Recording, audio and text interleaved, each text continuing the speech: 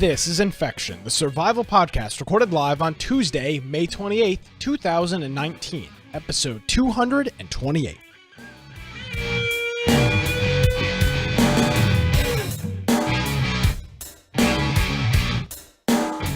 Hello, ladies and gentlemen, and welcome to another episode of Infection, the survival podcast. Infection is your source for the latest information on survival video games. We're bringing you the latest news, reviews, updates, and more each and every week. My name is Nick Craig. You can follow me on Twitter at Nicholas M. Craig. And of course, visit our website. It is infectionpodcast.com. He is doing very wonderfully, as you like the grammar on that, on the other side of the country, joining me from, hosting actually from the great state of Boise, Idaho, Brian with an I, Aldridge. Hello, Brian. How are you? Hello, I'm doing well. And we actually had a tornado just outside of our town here. It's one of the only. Why didn't you tell me about this? Yeah, I just saw it on the news today. I figured I'd bring it up during the show and get you all worked up so that you would be distracted as you look it up while I'm talking during the intro. Well, that's fine. I don't want to listen to your crap you're going to promote anyway, so fine. Just outside of Mountain Home, which is like a 45-minute drive to the east of Boise. They had a tornado, and we generally don't get things like that happening around here. You should move. So.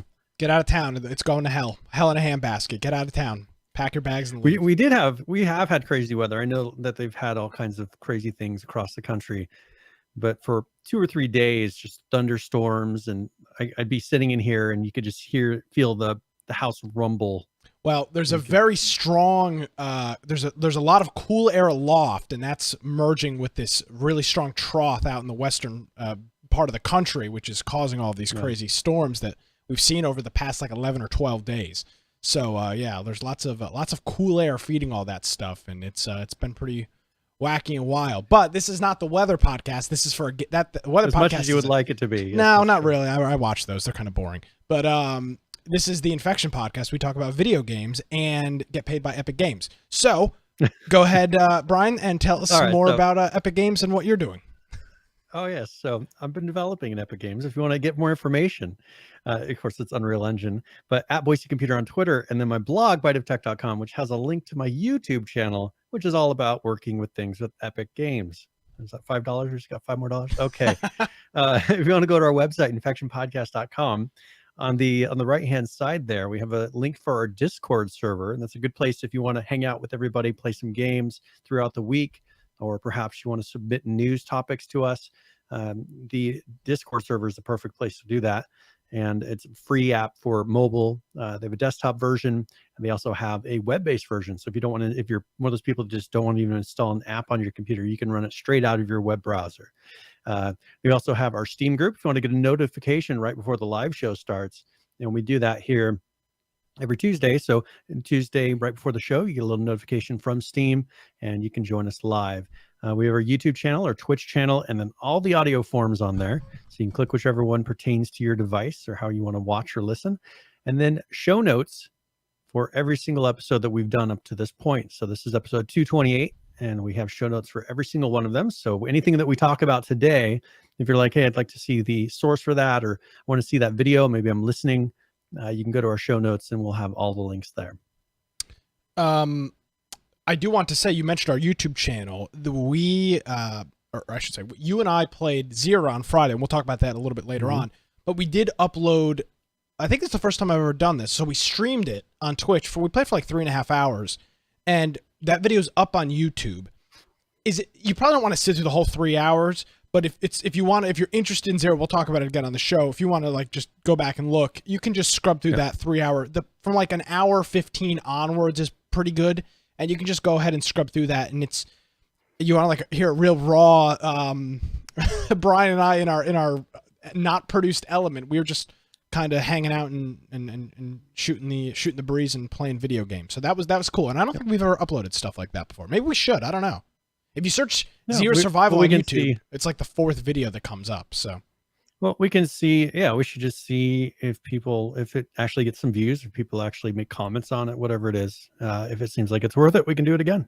Yeah. Do we have a Real Media Player link for Saul for his BlackBerry? Or his BlackBerry or his Zune? I'll have to look. We may. I'll have to look. I used to have links. You know how you used to, whenever you're doing live audio, Yeah. you'd have all these different links for whatever device. It was ridiculous. Yeah. Well, not anymore. Thank God the Time to internet get rid is... of your BlackBerry. I know Saul wants to work for the government, so he needs his BlackBerry, but gotta move on. Yes. So coming up this Friday and this Saturday and this Sunday, because this will be a multi-day affair, will be our infection game of the week, and it's a game that we all know and love, and that is 7 Days to Die. And we are going to be playing... What version of 7 Days are we going to be playing, Brian? 17.4. So this is their experimental. So it'll have all the features from the 17.3 that we kind of saw last time. Yep. Because we played through and pretty much experienced 17.3 in the experimental. I mean, it was pretty close to stable. We had a few bugs that we did find, but this will be the 17.4, and we'll actually go through some of the different new things that are going to be in that here during the show today. Okay, very cool. So join us for that. It will be Friday night, right around 8 o'clock Eastern. We'll probably play for a good chunk on Saturday as well, and then probably into some of the day on Sunday. So pop in throughout the weekend if you're around, and don't... I kind of think that we may be scaring people away. If you can't just be there, if you can only be there for a couple hours, maybe on Saturday afternoon, don't be afraid. Just show up. We'll teleport you to wherever we are. We'll give you some gear and we'll have a good time. It's nothing serious. It's nothing too hardcore. So just, if you're around and you have 7 Days to Die, install it. It's not a very big installation, and hop in and play with us no matter when you're around. Just pop in the Discord and, we'll get it going on. Yep. Very good. All right. So do you want to talk about our experience with XERA now, or do you want to wait a little bit? I think that's probably a good place to start. Okay.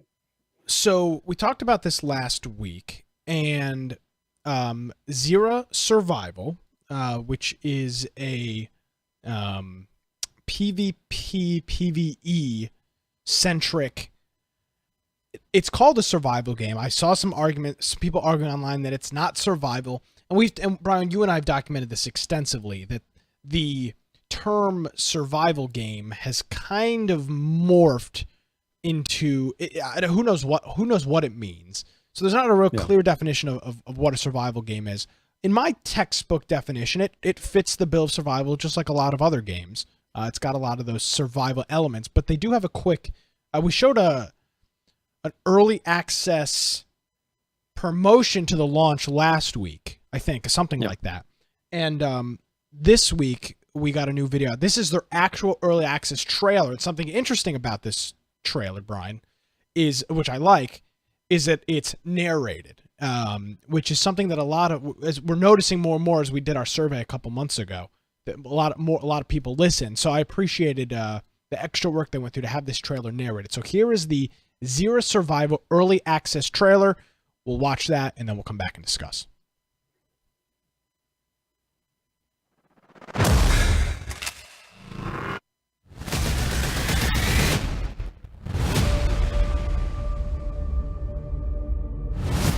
It's 2022. Artificial intelligence has become self-aware. Chaos reigns as nations struggle to protect their citizens from the humanoid threat. In this new world, there are no rules. The only imperative is survival. The war for the future of humanity has begun.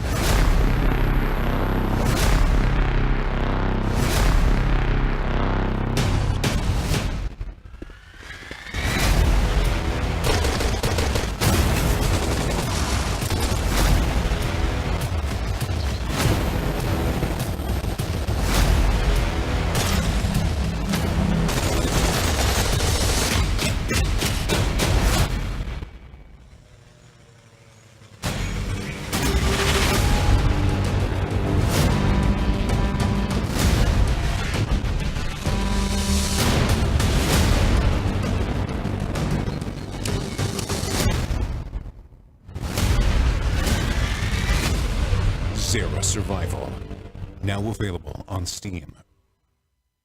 So I think that's a pretty, I mean, the trailer is very accurate. We've seen some game trailers where it's, it flubs what the game is a little bit. This is pretty spot on to what the game is. It does not have a base building system. It does not really have there's not really a crafting system in regards of your building elements to put into the world. It really is and I see a lot of people describing it as a Warzy style of game. It's a very fast-paced PvE, PvP style video game. Yep. It's not H1Z1. I see a lot of people comparing it to H1Z1, and I'm not saying they're wrong, but it's not really close to H1Z1. H1Z1 was not a fast-paced PvP survival game. The PvE aspect in H1Z1 was practically non-existent. The zombies were very lame and were very easy to curtail. It's an arcadey survival game, and there's a couple things, Brian. First of all, I think I mentioned this to you. It's a perfect game for streaming because it's very quick. The loot really doesn't carry a whole lot of weight. There's plenty of loot. You just kind of run and gun. You run into the city, you die, you respawn, you do it again, and that's it. So let's hear first impressions from you. We played probably we played probably close to 7 or 8 hours between Friday, Saturday, and Sunday. So what are your thoughts? Well, I mean, for me, I think this is the closest feeling, though, that I've had to the sneaking around the buildings and possibly running into people that Just Survive had. Well, H1Z1 originally, because that's a feeling I haven't really gotten. You don't get that from Rust. I mean, as far as that same feeling of I'm going through buildings and looting, somebody may come into town and we'll have an encounter. That hasn't happened for me in any other games that I can think of. And so that's one of those feelings that Just Survive, I keep calling it Just Survive just so people can differentiate, keeps having, kept having with that. As you said, there's no base building system. I think that's something that in the future, if they did look at that, that would be an interesting feature in a certain game mode. I don't think it makes sense for this. He did mention that they're developing a kind of sandboxed base type of system for people so that they have their own instance. That's the term that they use in the industry. It's an instanced a base where, kind of like what you've seen in some other games, maybe you can craft certain things there, or maybe you can store things there. Whatever it is, having an instance type of base rather than having them in the world. Because I think they're concerned with, first of all, they'd have to expand the map quite a bit. And they have to make it, because you would want to have it to where everything's spread out. And I think that this, for what it is the map size is just about right, because it still feels really big, but it doesn't take you forever. And I think as we've started playing it more and more, we got to the point where we were starting to find where to go to get action. We could go to the city, and we were almost guaranteed we'd see the airdrops. Go there and possibly run into people. And when you're on a full server, if you're going to those encounters that are happening, whether it be one of the bases, they do have those kind of buildings that you have to capture to kill a certain number of robots, and then it causes airdrops, which take a long time to land, to come down, and that all drives PvP to concentrated areas. And I think that if you're looking for PvP, you can just keep pretty much cycling. I think the map probably gets to where people are cycling through those different hotspots, and you'll get the PvP that you want. Where we were comparing it to Miscreated, and there was no guaranteed PvP. It was pretty much, I happened to run into somebody, we'll do PvP, and then now I'm halfway across the map because I had to respawn, and now I'll never see them again. That was the type of PvP that you really ran into. So I think that this has a much better balance with getting PvP, because we got a decent amount in the time that we played. Let's cover a couple of the different mechanics here. So there is a global stash system. There are two at this point in time. The map, by the way, is 4x4.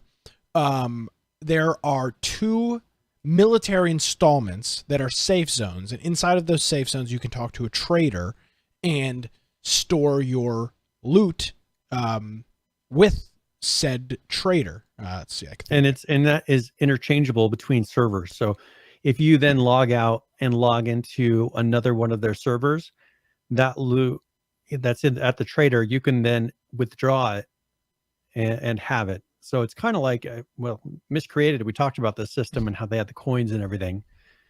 It's a similar thing to that without using the Steam, however they're using the Steam inventory system to do that. Yeah, the interesting thing about this, and so that's one of the big elements, is that, and the reason that that's a big element is you don't have to play on a specific server. We actually ran into this on Saturday morning, Brian. There was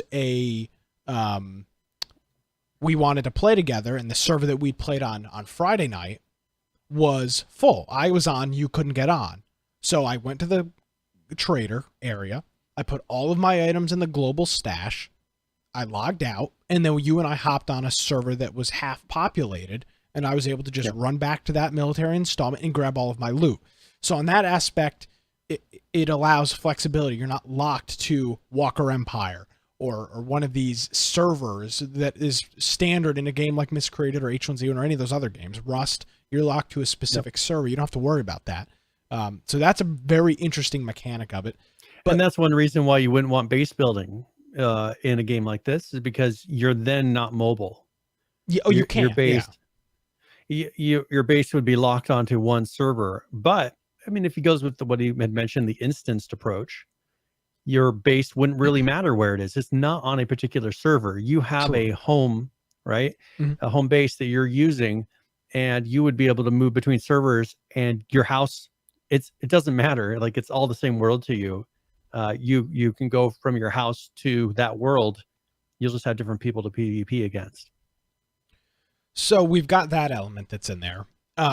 Outside of that, there is there's a very rudimentary group system. You just click on their name and you click invite. There's chevrons. You don't see them on the map, so you've got that system in there. And then outside of that, there's a couple of other things. There's locked chests throughout the map that have some rare loot. You find keys to unlock There's those. a military chest, and then we've seen a medic chest. I don't know if there's more than that, but we've seen medical and a military so far. There's also some events that go on, server-wide events, which is something if you have to put on your go back in your time machine, Brian, something that we harped on H1Z1 about, which was having an event to bring people in and force interactions together. They've got that in there. And I know we're using the word H1Z1 a lot, but I want to continue to iterate. This game is not a Just Survive replacement. It doesn't have a lot of the same features. This game, in my opinion, is a great game that you can just pick up. There's not a massive time. It's not Rust. There's no time involvement in building a base. It's not Ark. There's no time involvement in taming dinosaurs or Atlas building ships. You simply log into a server, loot up, run and gun, die, respawn, do it again. That is the essence of the game. I think that's what H1Z1 kind of turned into. And H1Z1 was kind of like that originally before there was base building. Well, it turned into that for us because we had such a big group of people and we had so many items available for us. We never ran out of gear. We just we never had a problem with that. But H1Z1, you had things. You don't really have things in this game. There is not a wide variety of loot that is worth anything. There's a couple of guns. There's a couple of better guns, the sniper, the AK. Outside of that, there's no quality of loot, at least right now. Every pistol, the pistol is the pistol. The AR is the AR. There's no difference in quality between them. Everybody's got the same gun. The ammo is all the same.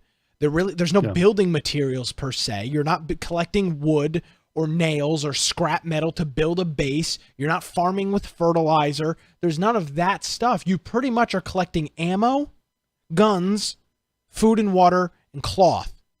That's it. That's the essence of the game. And I think that's great. I think it's great that you can hop into the game for 2 hours and actually do something, Brian. What have we harped on Miscreated about for 2.5 freaking years now? You can't do anything. You have to you have to freaking quit your job and play Miscreated full time to get anything done. It's ridiculous. Because that's the thing is I think we're a good group to test. Like when we play as a group, think we're a good group to test whether or not a game gets to that clinch on somebody, like if it gets you to where you're pulled in a reasonable amount of time. Miscreated, we've tried a number of times, and it's outside of that range. How much it's outside of that range, we don't know, because we could never get close enough to really judge and feel like, oh, if I just play a little bit longer, I'll have, and that seems to be what pulls our group in. There was no point in Miscreated where you said, if I played a little bit longer, I will have.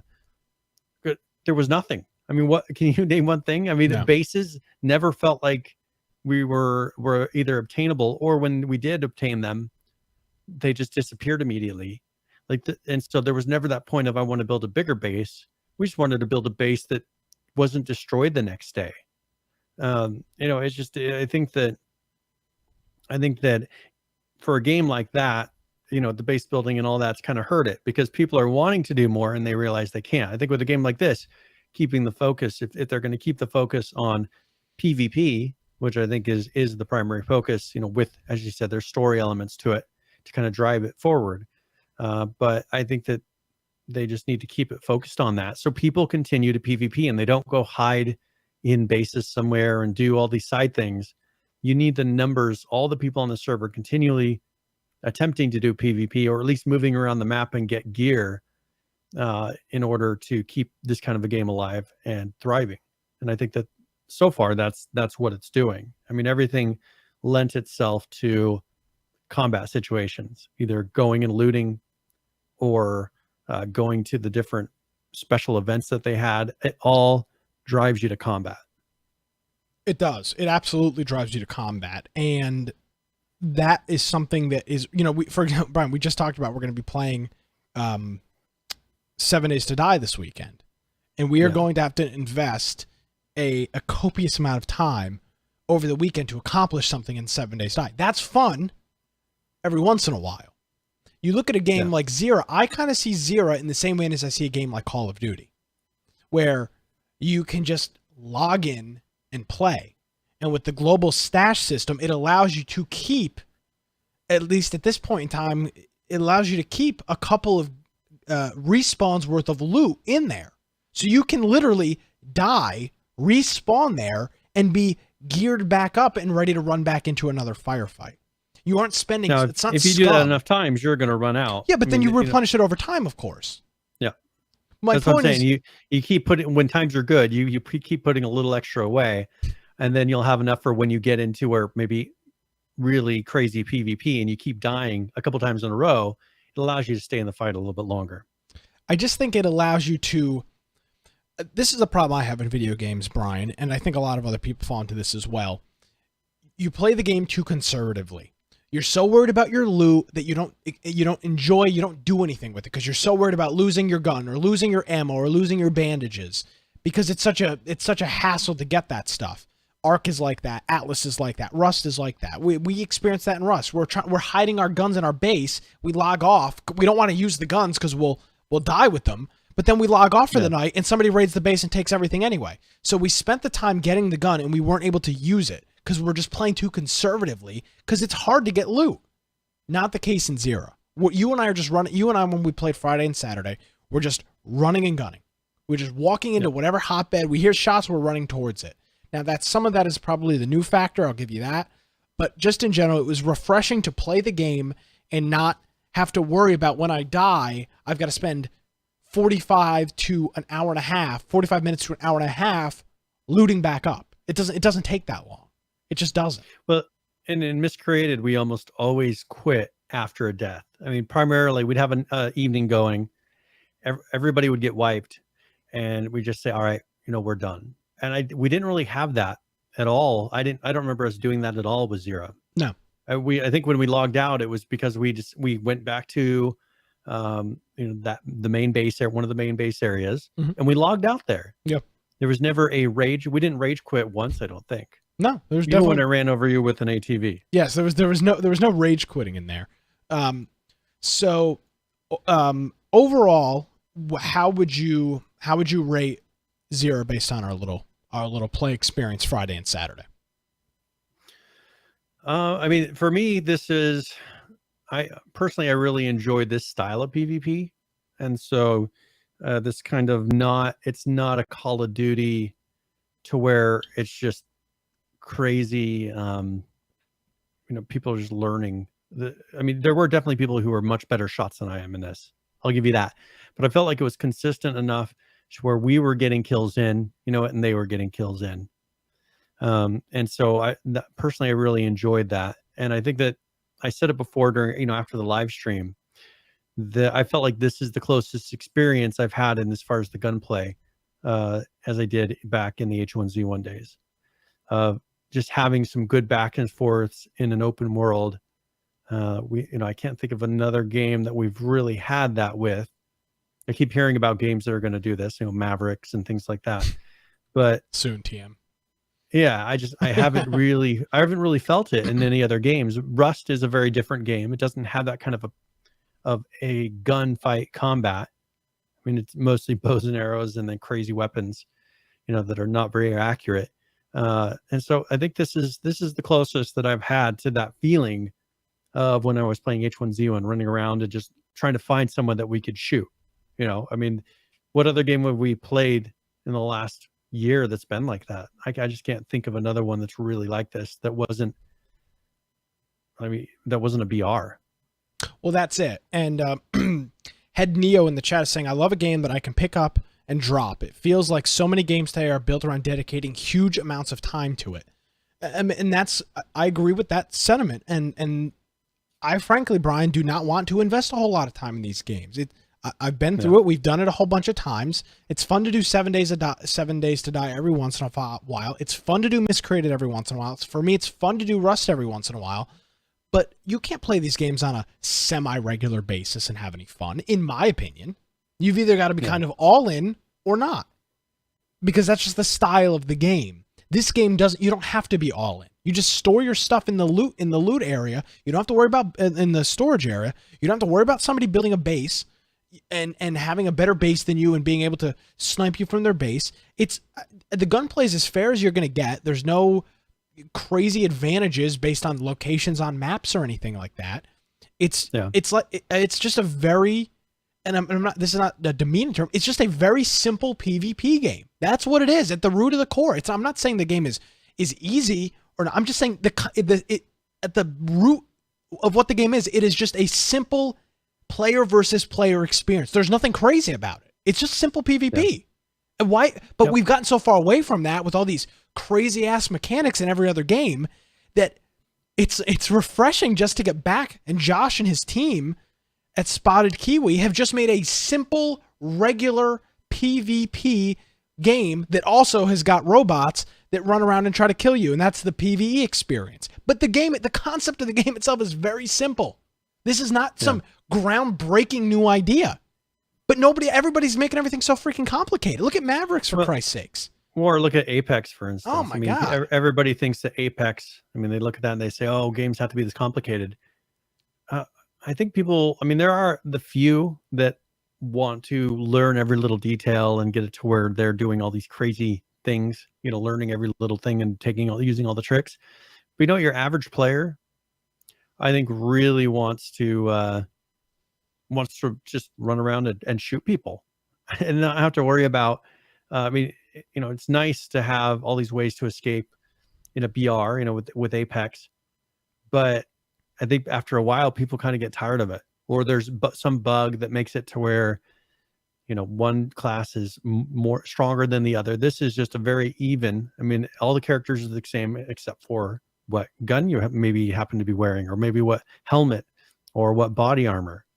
But it comes down to outplaying somebody by maybe being better and staying in cover, or being a better shot. It doesn't come down to, okay, this character has the ability to go invisible. This one has the ability to run faster. This one has the ability to, there is none of that.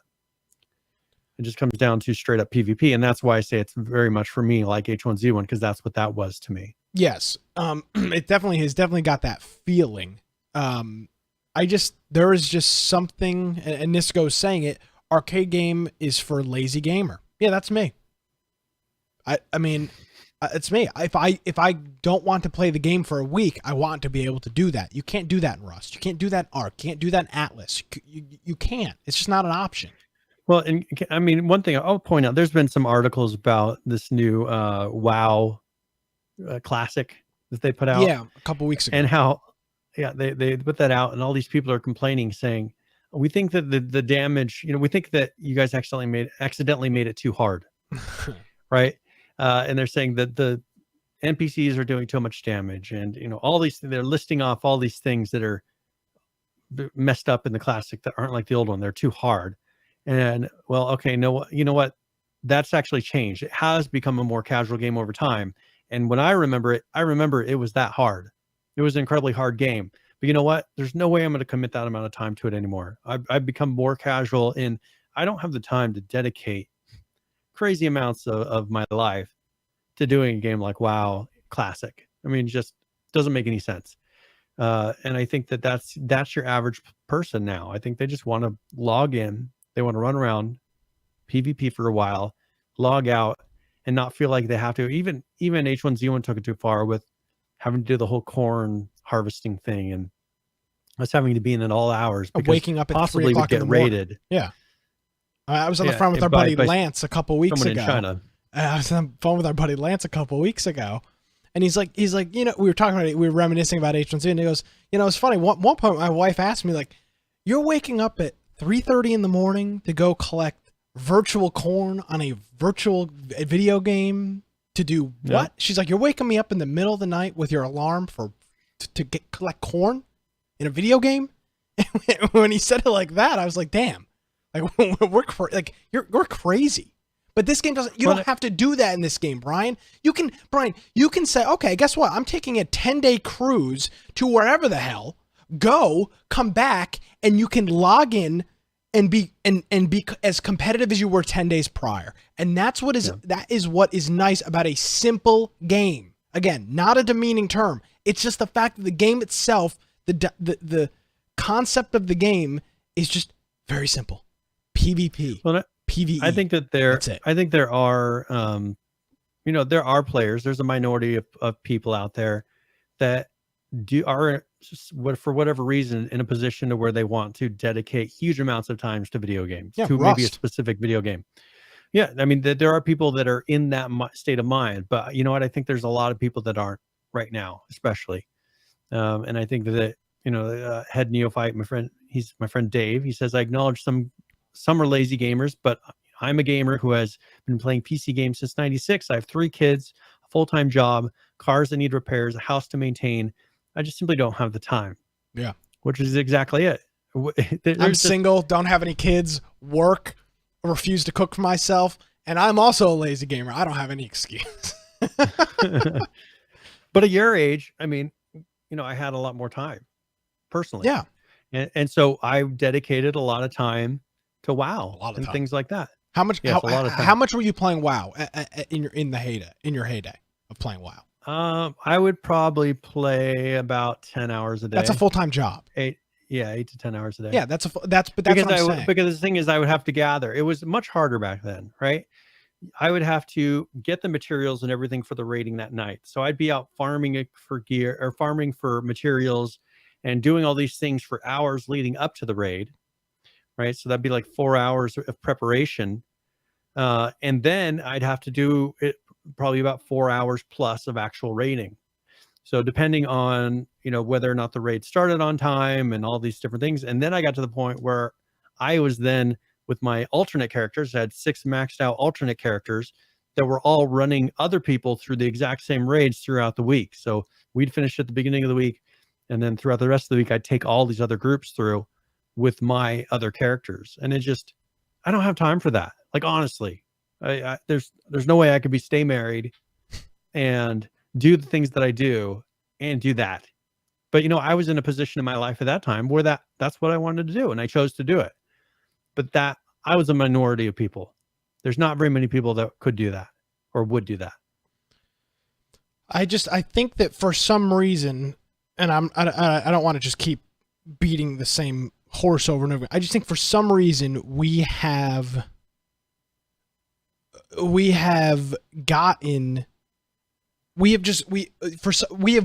games are simple, and then they've gotten to a point where they've gotten so in depth and so complicated to a point where it's almost a turnoff to people. You look at a game like SCUM that has such an advanced and dynamic and in-depth customer character. It's not even customer character customization.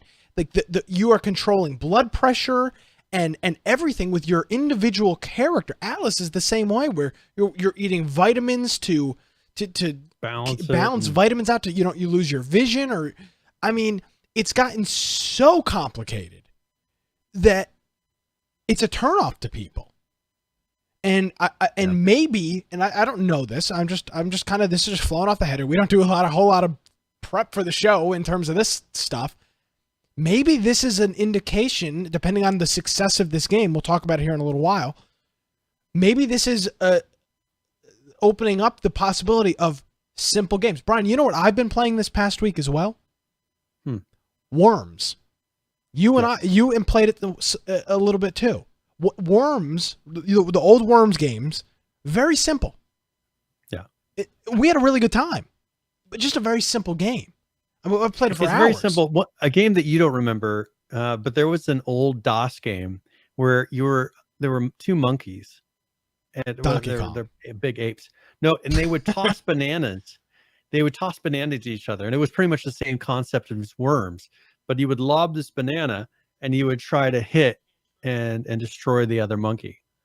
And that was one of the original games. And then Worms was kind of a much more detailed version of that, where you had all these different types of things that you were launching. But that was an old DOS like basic game.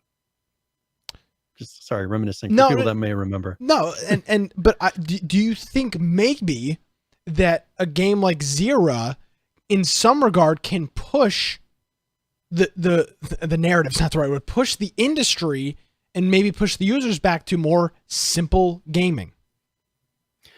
Well, let me throw this at you as an example. Doom, the original Doom.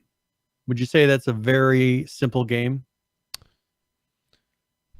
At the time, at the core of it. Well, at the time, it was saying as far as the concept. Compared to now, yes, Doom would be a very simple game compared to the games that we played today. But you can look at all the new Dooms that they're doing with all these crazy abilities, crazy mechanics, power jumps, and everything else. Can you say that you think that the new ones are more fun than the original? I mean, has all of those extra features really added? Well, that's a question that I'd ask you. I can't answer that. You have to answer that. You played them all. I think personally, I don't get the enjoyment out of the extra added complexity. I think at the core of the game has to be fun, and that's what makes me enjoy it. I look at Doom, the original Doom, and that was a fun game. I get more of just like, oh, this is just a lot of stuff, and they're just going for like flashy and all these crazy effects to try to wow you in the middle of a game, and I don't want that.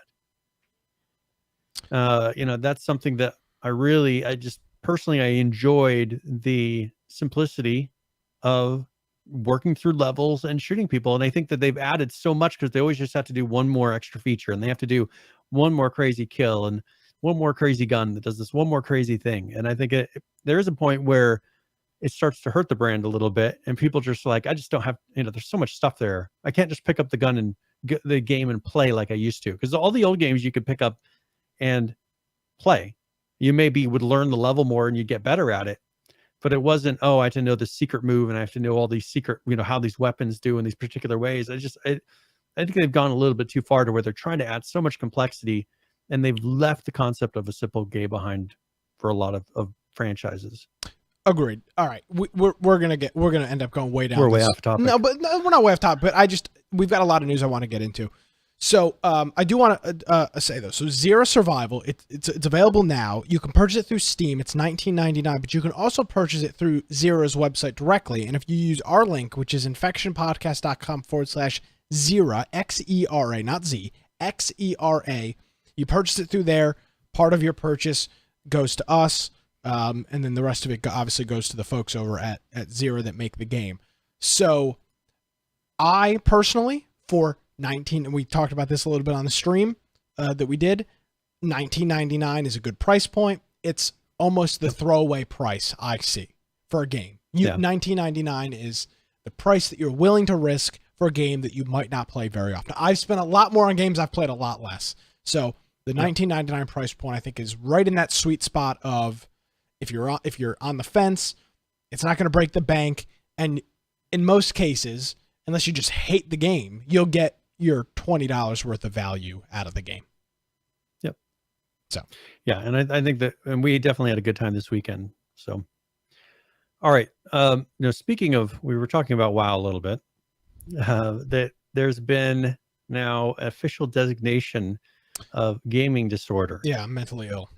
So the World Health Organization has indicated that the gaming disorder is an actual disorder now. I don't know. Can I get some sort of disability or something at this point? I was thinking of resigning at work. Yes, I have a disability. I need to have extra pay or something on this, leave of absence. That's not how that works. You don't say I have a disability, you have to pay me more. I don't believe that's how it works. Well, yeah, but you can go home and you can stay home and get paid. You can. Then I can play Russ all the time, or Alice, or Mark, and add to your disability. Yes. Yeah, this was an interesting move by the World Health Organization. There's not really a whole lot to say about it. Obviously. Okay, I want to know. I think that there is, though. What do you think that this is going to lead to politically? My concern is that this is setting the stage. It's not a political podcast. Yes, but I think this is setting the stage for possible changes in laws and things that are going to be coming up, because we've seen a lot of focus on, in other countries especially, of these games are making it so kids aren't doing their school. The kids aren't doing this. Kids aren't doing it. The kids aren't even listening. They're not listening to their parents, which is, was it Indonesia that said that? Yeah. I'm worried that this is setting the stage to say these games are feeding into a disorder. We now need to regulate them. That is my concern of where this is possibly going. I'm just trying to look at the next stage of, I understand they want to classify it, but what are they going to do once they feel like, okay, they can officially say there's actually a disorder linked to video games. We can now control, just like, they control alcohol, they control drugs, they control everything that they view as a possible something that can affect your life, right? They're now saying that video games can. Do you think that that's going to lead to something in the next couple of years that will be like, okay, here, that's why they did that? You're saying maybe a license to develop video games or something of that, like same way that I think more of regulation of limiting what types of video games patterns, like especially loot boxes. I think they're starting to push they're going to really start pushing the limitation of loot boxes. Actually, I have an article here that we can talk about really quick, where they have just gotten bipartisan support in the Senate for a U.S. loot box ban bill. Yeah, I read about this. And now they have that, and they can say that this addiction is feeding into addiction. The video games are addictive. They can do all these things. I think that is the direction. I think you're going to start seeing a lot of politics thrown at this, and them starting to put restrictions on companies on maybe what kind of things they can put in their games, and possibly even the amount of playtime. I mean, look at WoW. They could say, you're not allowed to let somebody play for 11, 10 hours straight. Yeah. Yeah. I mean, I think that will be something that we're starting to see, that they actually require us to limit our playtime. But I also, on the flip side, you mentioned alcohol, and the first thing that came to my mind was that if in the case of beer, if you're a brewer, or in liquor, you're a distillery, there are boards in this, there's different boards throughout the states that mandate what you're making, and there are rules and regulations to proofs and things like that. I could see it coming from multiple angles, Brian. Some type of getting involved in the development process. Absolutely. Now, I think that's probably a little extreme, but eventually, what we think is extreme now, a lot of times becomes normal. Yeah. Well, yeah. I mean, you look at the prohibition in the United States, and that seems like that's almost an unbelievable thing. That alcohol was banned by the federal government. You could not buy or make legally alcohol. Prohibition. The thing is, with the internet, you would get. What would be interesting, though, is with the internet, you would start getting these underground game dev studios. Of course, it would I never mean, work. Yeah, it would be interesting. Here, I'm going to just do a quote. This is from Josh Hawley, who is, I think, the one who put the bill forward. He says it's pretty simple. Video game companies shouldn't put casinos targeted at kids in their games. So, I mean, that's the quote they're going with. As far as the loot boxes are gambling, we therefore can limit them and we can control them. And the fact that loot boxes are close enough to gambling, I don't think the dev studios are going to have very much to argue against it.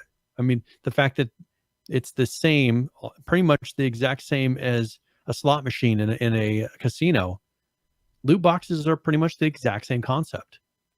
Well, when you get down to it. Yeah, I don't. We've gotten into this before. I'm not gonna. There's no reason to rehash it again. I think those examples are a little extreme to use. Really? I mean, look at this. Look at the percentage chances of getting certain skins. Well, we've had this argument. I'm not going to get into it again. But you put a quarter in a slot machine.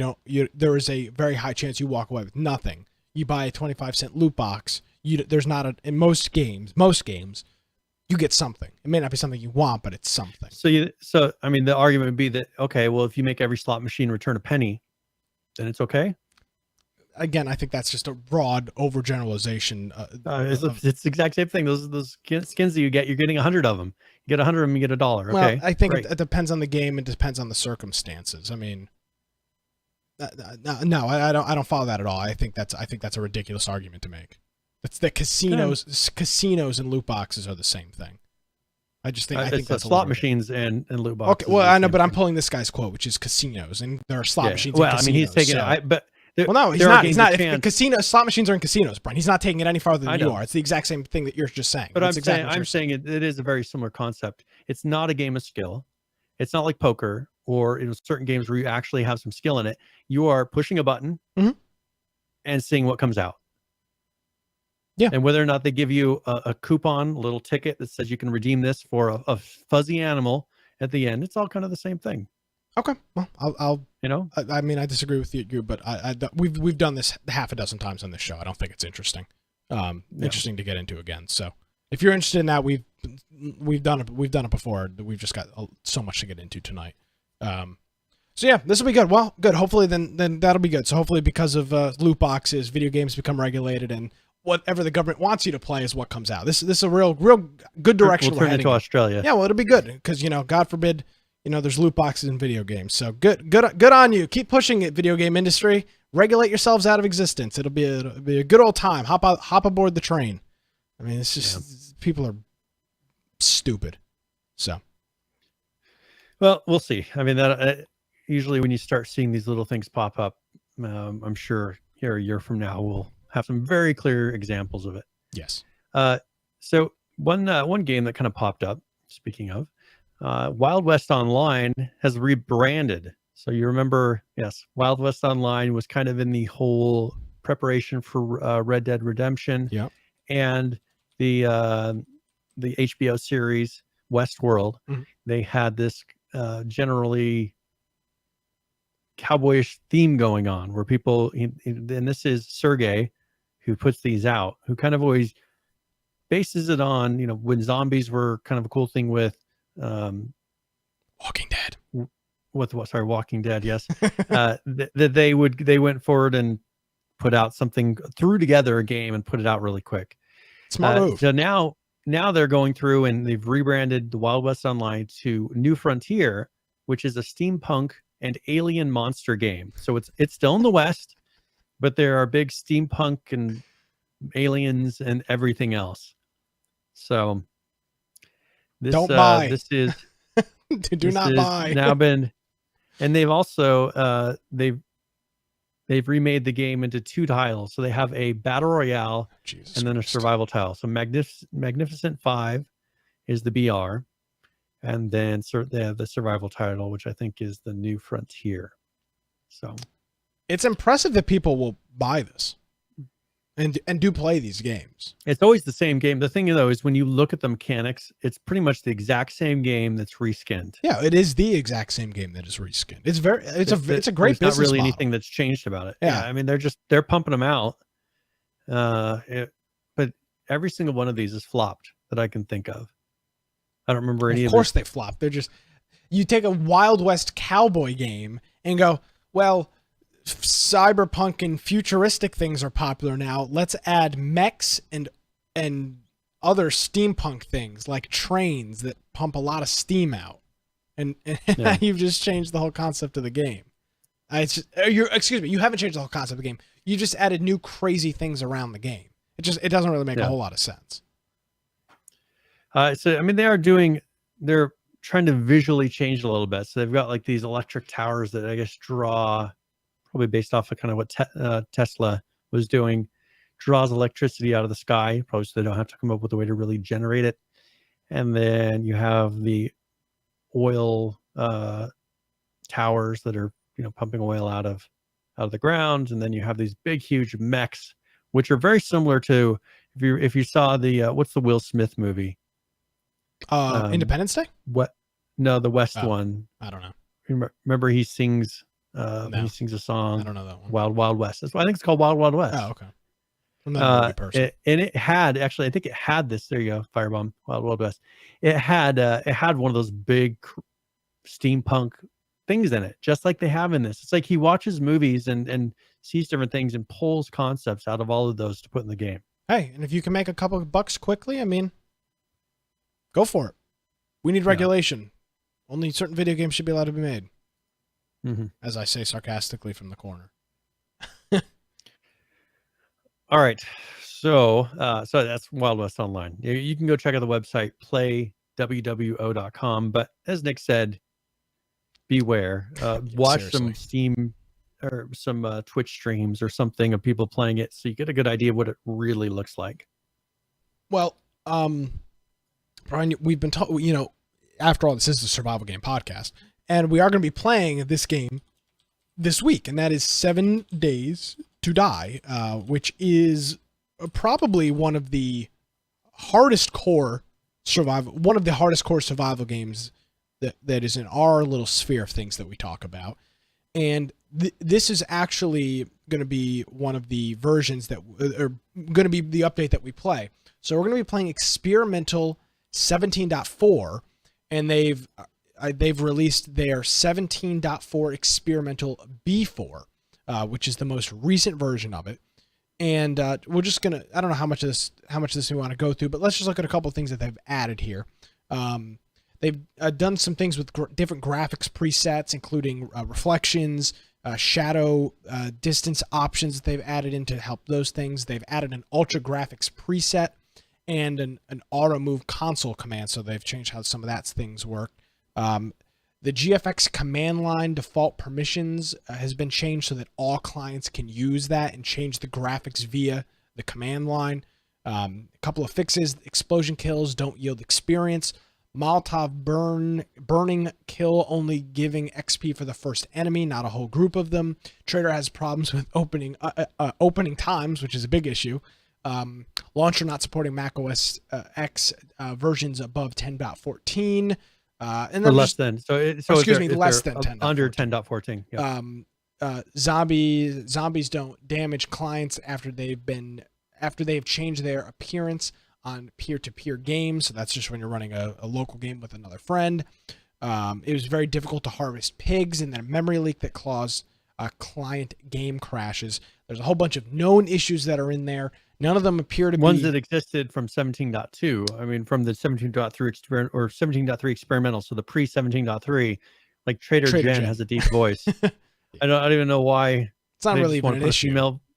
Yeah, they're going to put a female voice on her. Yeah, they will. It's not really an issue. No, but they're putting it on the list so they get it done eventually. I mean, smart. Yeah, I guess. So that's what we're going to be playing Friday night and throughout part of the weekend. So that is 7 Days to Die, Alpha 17.4. We're going to be playing.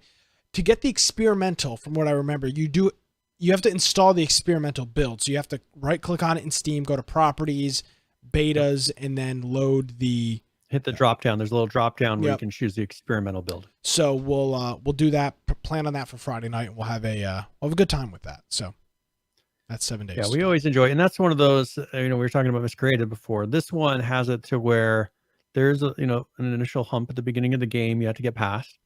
But once you get that, you get into that groove of, all right, we got to upgrade this. They have those 7-day time cycles of, all right, it's this amount of time before we get to the 7th day. So we need to build up this part of the base. We need to strengthen here. We need to put spikes here. Like, it gets you to where you have something is constantly driving you, which I think is a really fun aspect of that game that they've caught well. The graphics may be horrible, but the game is incredibly fun. Yeah, and we'll probably stream that. We had some pretty good success streaming XERA last week, so maybe we'll stream it, or stream part of it at least. Okay. So we'll be able to do that. Brian, we've been doing a lot of trash talking about SCUM, and they have an update here. Is there anything of relevance in this SCUM version? And I mean, frankly, for the amount of work that they put in, we've got an update every single week. They are doing updates literally every single week. But for some reason, there's not.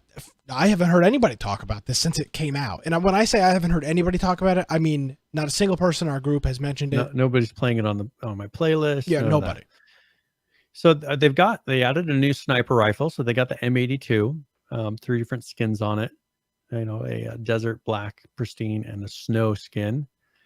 They've been working on things with the ATV as far as and vehicles. They've been getting skins and doing things with those.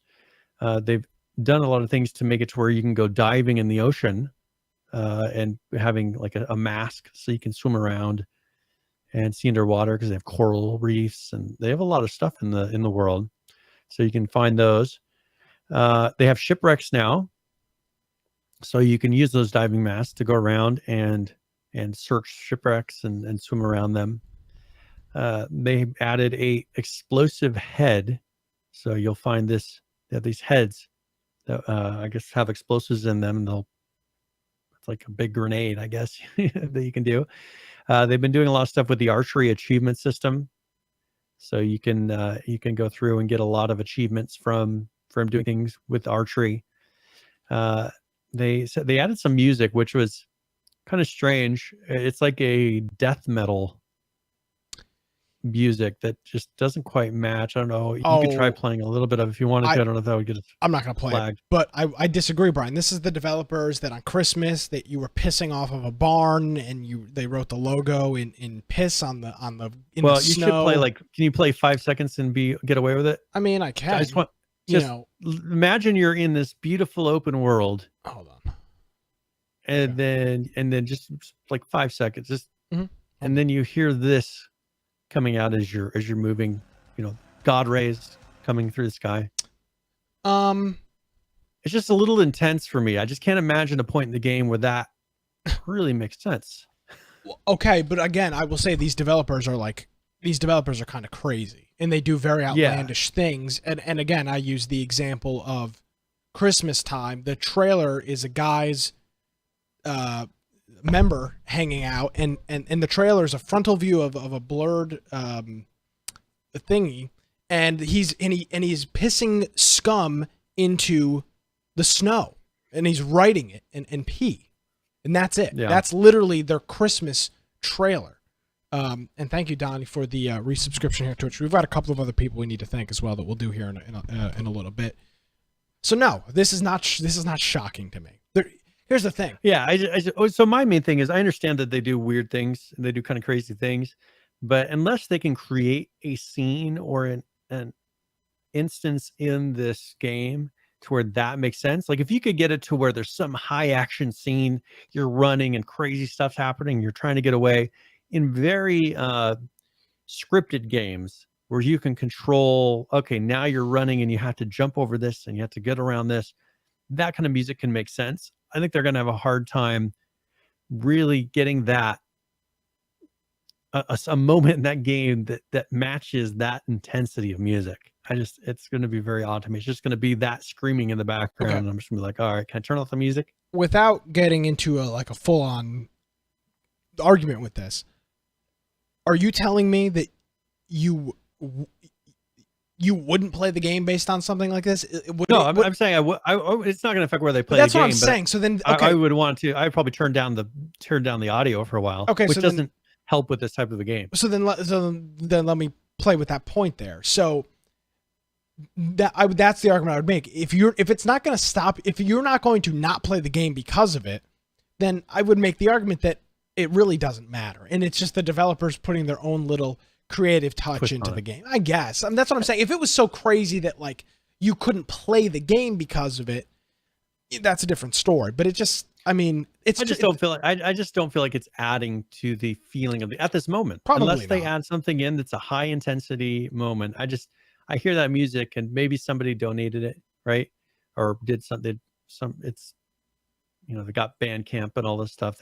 It's some probably small group, and probably that developer studio. There's people in there that love that type of music. So like, I want to put this in the game, but I just don't think it matches anything in the game that I've seen up to this point.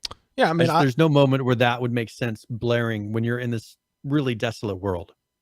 I mean, I went to a Sabaton concert. I'm sure you don't know who Sabaton is, but they're a Swedish crazy metal band.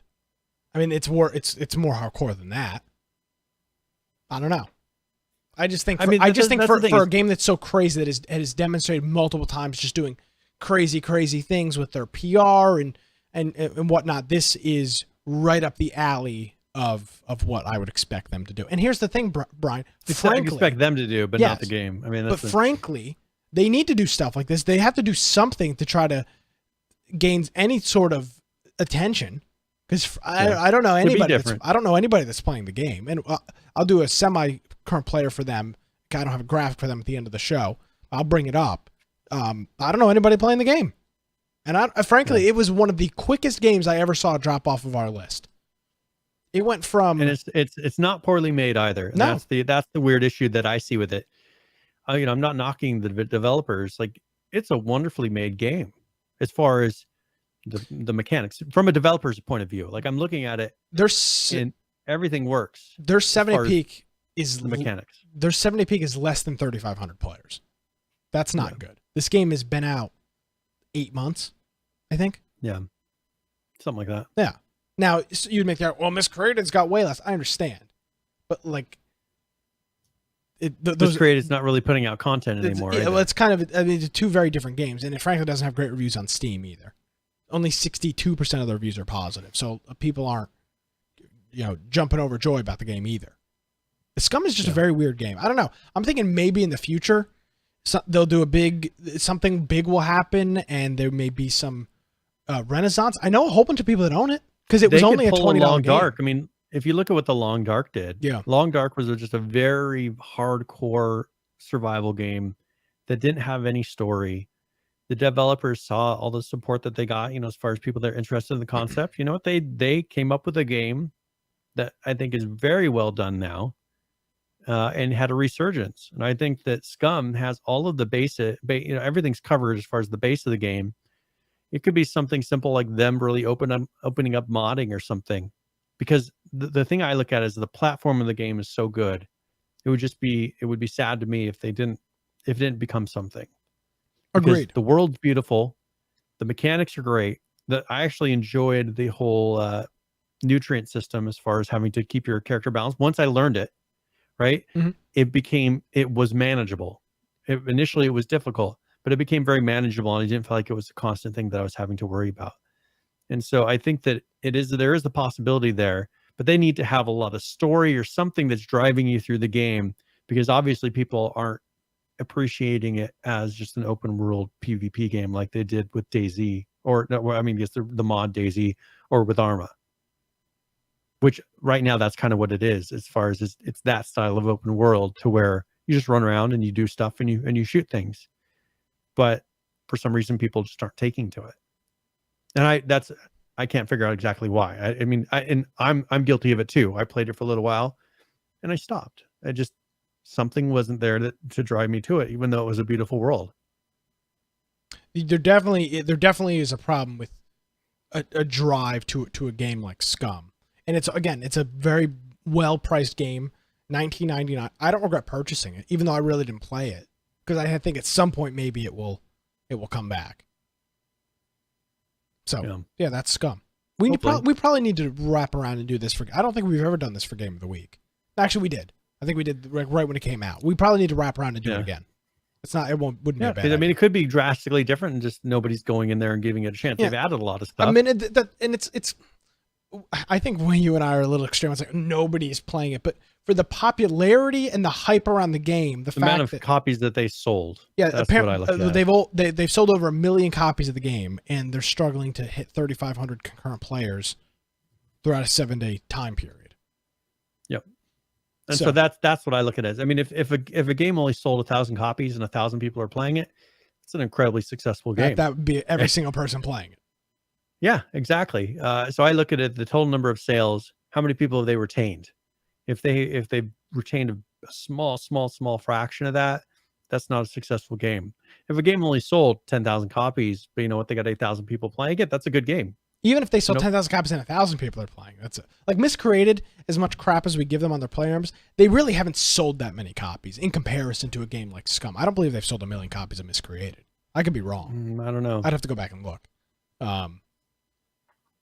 But and they've done it as a humble bundle. I think there's a lot of copies out there. Well, then maybe I'm totally off base about that.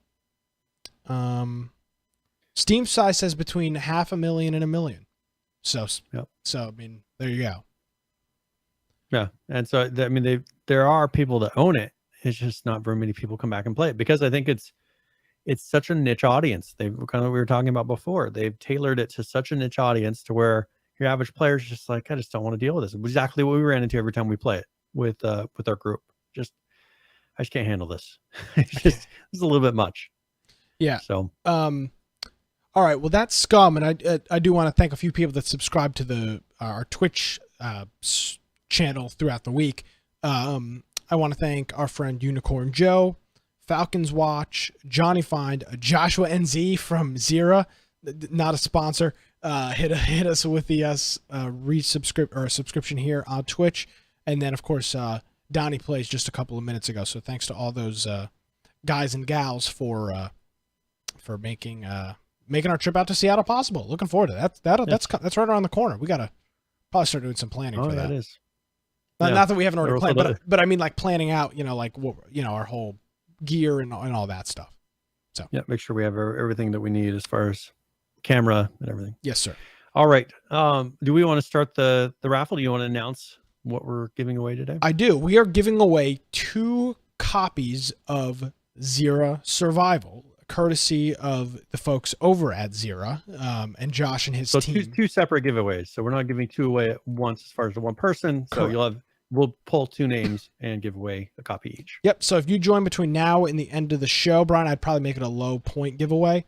But if you join between now and the end of the show, you'll have an opportunity to win one of two copies of XERA Survival that we're giving away. So we're doing that here, and again, courtesy of our friends over at XERA. They've been real kind to us. So and this is just another example of a couple copies of XERA Survival, brand new game, out less than a week, and you've got your chance. We gave away 3 copies on stream three over the weekend, so this will be 5 total copies of the game. So join for that, and good luck, and we'll wrap that up here towards the end of the program. Very good. All right. So we haven't talked enough about Epic yet today. So yes. I thought we would just talk a little bit about there was a statement put out by Metro Exodus. Oh, can you refresh our memory why Metro Exodus is of relevance with Epic? So Metro Exodus is the one that had their game on Steam. They then said, we're not going to sell it on Steam anymore. Now, if you had purchased it up to that point, you will have it on Steam. You'll get updates on Steam all the normal way. But we're going to publish this. And they were one of the first ones that did this. There's been a couple that have done this since. But they then delisted it as for sale on Steam, and they went to an Epic exclusive. They also sold it on PS4 and Xbox. So it's not just a PC game. But I just wanted to say here, because everybody's saying, games that go on Epic are they're going to die and no one's going to buy them. And that's pretty much the statement. But the Metro Exodus publisher, they put out a tweet, and they pretty much said that the Epic Store is its leading digital platform in unit sales. So digitally it has sold more than the PlayStation, Steam, or the Xbox platform individually. I don't think added up together they have. I'm not making that claim. They didn't say that. But it is, in fact, the group's leading digital platform in terms of revenue generated by unit sales in the quarter ending March. That makes sense. They're getting so much. They're getting a so much more favorable breakout structure compared to everybody else that you don't have to sell as many copies as Xbox to sell. You don't have to sell as many copies. You're making a huge percentage of you're making a huge percentage more per copy. And it may be something as extreme as a copy and a half on Xbox is equaling out to a full copy on PC. So, I mean, or maybe the other way around. No, that would be right. So, you have to sell a copy and a half on Xbox to make what you're making on a single copy. To make the same amount that you're making from one sale. And it could even be more. I don't know what that breakdown is on Xbox or whatnot. But yeah, it could be something very similar. Okay, well, here's another thing, though. But he says at GDC, Epic said during its keynote that Metro Exodus had sold more than 2.5 times as many copies on the Epic Games Store than Last Light did on Steam back in 2013. Now, you can't really compare those numbers because the PC market has grown so much over time, right? So that's not really something you can say. If you can't have a perfect statistic where you can say, here's what it would have done if it would have been here. That's not how the world works. But as far as them comparing it to the console sales, obviously being on Epic is not hurting them. It's not hurting them, but the users would say that it is hurting them. So, no, I mean, just saying. Yeah, I mean, we've argued about that. I mean, as far as we've said, how, and people say, people come up with all kinds of different things. So anyways, I thought I would bring that up because everybody was saying, they're going to lose so many sales and they're going to have this and they're going to have that. There's all these statements going out, but I think a lot of this vocal people, all these vocal people, I don't think they realize they are a vocal minority. They're a small group of people in the whole sense of the PC gaming industry. They're the ones who are incredibly vocal and they yell and they go and because they're intense about this, they go onto Twitter and they go onto Reddit and they go onto all these places and they make their comments. All right, shill. But I think they're going to be surprised to learn most people do not care. A lot of people we've seen those statistics for the number of people that have Fortnite. A lot of people have the launcher. And obviously they're not afraid to go on there and purchase a game on it. Yeah. I think most people do not care. Your average consumer does not care. And Head Neophyte, I mean, he's a game dev with me. He says, it's 18% versus 35% cut selling on Steam versus on the Epic Store. If you make your game in Unreal, you're paying 18%. If you go onto Steam, you're paying 35%. That's almost half of the or double the revenue that you're getting by selling it on the Epic Store. That's it for the developer. It's a clear win. Or you can convince people to buy. Sorry, it's almost double the cost, the deduction from revenue. Yeah. If you sell it on Steam, you're taking pretty much double the amount taken out of your sales. So anyways, so that is just an interesting side story. I thought people would find that interesting since we talked about it a number of times. Yes. Now, Steam, speaking of competition, the company that hates change, has changed a little bit, and they're actually releasing an app that is Steam Chat. So you can go on your phone, and you can have an app that's dedicated to Steam Chat on the iPhone or an Android. And it seems like it's just a cleaned up, because they do have a Steam app, I think. Yeah. Really just is unusable. I mean, it's pretty much an authenticator at this moment. It's not really usable as an app, but they now have Steam Chat, so you can go on there if you want to chat with people. I don't know a lot of people that really use Steam Chat intensely. Oh, this will make it to where it makes sense. Yeah, this is a clear shot at Discord and their success on the mobile platform of their service. So this is a smart move by Steam. I mean, I saw this. I was going to install it, but I didn't. I don't know. Maybe if I use Steam Chat more, I would.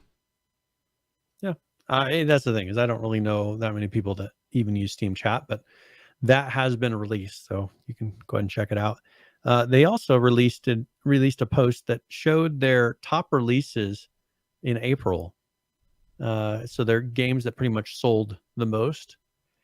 And I just wanted you to scroll through that and see if there's very many games that you even recognize. Obviously, there's a lot of people buying games that are very niche games, because the top ones I've never heard of in my life. Can you name a couple of these for our audio friends? So we have Tabs, Totally Accurate Battle Simulator, Super Dragon Ball Heroes, Islanders, which is a minimalist city builder, Mars, Superland. Are these just Ace Attorney? Oh, Ace Attorney's awesome, by the way. Are these new games though that are just out in April or March? It doesn't really say. What It's month just are these are these? the top 20. These are the top 20 top selling games released in the month of April. Okay, so so- released in the month of April. Gotcha. Ooh, Yes. Weedcraft. Yeah, so It's a you game can about run your business own of producing, weed breeding, and selling weed in America. Wow, what a great description. A lot of these are indie games. And that's Yeah. not surprising. I mean, I'm Mortal trying Kombat 11's on there. I mean, that's a big one. that's pretty More far how down. I've been hearing a lot about. Yeah, those are the very And bottom. I'm sorry, so what month obviously- was this? This was April. This was April. I'm trying to think. I mean, what came out in April, big game wise? Nothing I can think of on Steam. Yeah. That is. So it's clear nothing big came out. I mean, some games released on Epic during April, but Yeah. Apex Okay.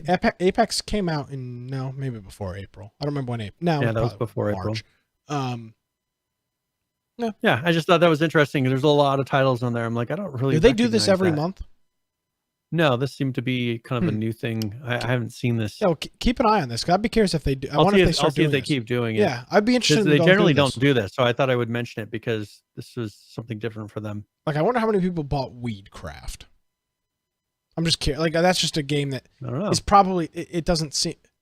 It's got 300 reviews total. And that's one of their top selling games. That's not good. Yeah, that's interesting. Yeah, I mean, No, it's not. Is that It's top selling new games in the month so of April. released in April? That's Yeah, what I'm saying. Though. April's quarter one's not a good time to release games anyway. Frankly, Yeah, Rage 2 came out, but that was during this month. Rage 2 came out. I don't think that didn't count in April. That was in May. nothing big if I came out. remember correctly. If it was big, it would have been on this list, I would think. So Yeah. So we will see. I'll keep an eye on their blog and see if they post any more. All right. Do you have a preference where we go from here? No, not particularly. No, not particularly. We could do the Rust video if you want to take a little. If you want to go to that and then come back with some other stuff. Well, here I'll just mention one thing that's not going to be very long. Okay. The Windows 10 1903 update, which is one of the more recent ones, is being blocked if you use an older version of Battleye. I have mentioned in some previous episodes where they've been having some changes in Windows, trying to, I guess, limit the amount of access various applications have to the operating system. Well, anti-cheat wants to have a lot of access. Third-party antiviruses want to have a lot of access, things like that. And those kind of applications have been having issues with some of these more recent updates. And now with the realization that it probably won't work correctly, Battleye, when the old version is installed, does not let the new version, the new update for Windows be installed. So keep that in mind. If for some reason you're not seeing this, the Battleye version that you're seeing was on H1Z1. If you still have the old H1Z1 on there, maybe you'll have, hopefully you've installed some more recent games and it's something has updated it to the newer version. But what you can do is if you go to battleye.com/downloads/uninstallbe.exe, I'm sure you'll remember that. Link in the show notes. I'll put a link in the show notes. You can then run that. It'll uninstall Battleye. And then when you launch a current game, it will reinstall with the more recent version. So if you're having issues with installing Windows updates, you can go ahead and click that link, download the app, run it, and then relaunch your app, and you should be good to go. So thought I would bring that up as a little information for people. All right. Well, with that, I will segue right into this. We've got a Rust update video here, and this includes wipe information and a couple of other things that they're working on for Rust. This was out just a couple days ago, so pretty timely update from the Rust team. And this video, of course, as always, is put together by our friend Shadowfrax. So we'll roll the Rust video, and then we'll be back after this.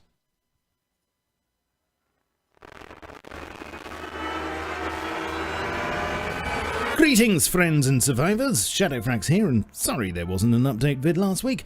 I was delayed. We had a small technical issue, but it's fixed now, and I'm going to attempt to bring you back up to speed. So, what's new in Rust development this week for me and you? Me and you. You and me. Me and you. Me and you! Yes, the big news at the moment is that over the course of this month, Gary has decided to have a concerted nibble at the low-swinging fruit that is Rust's menus, rearranging the familiar furniture and adding some much-requested features.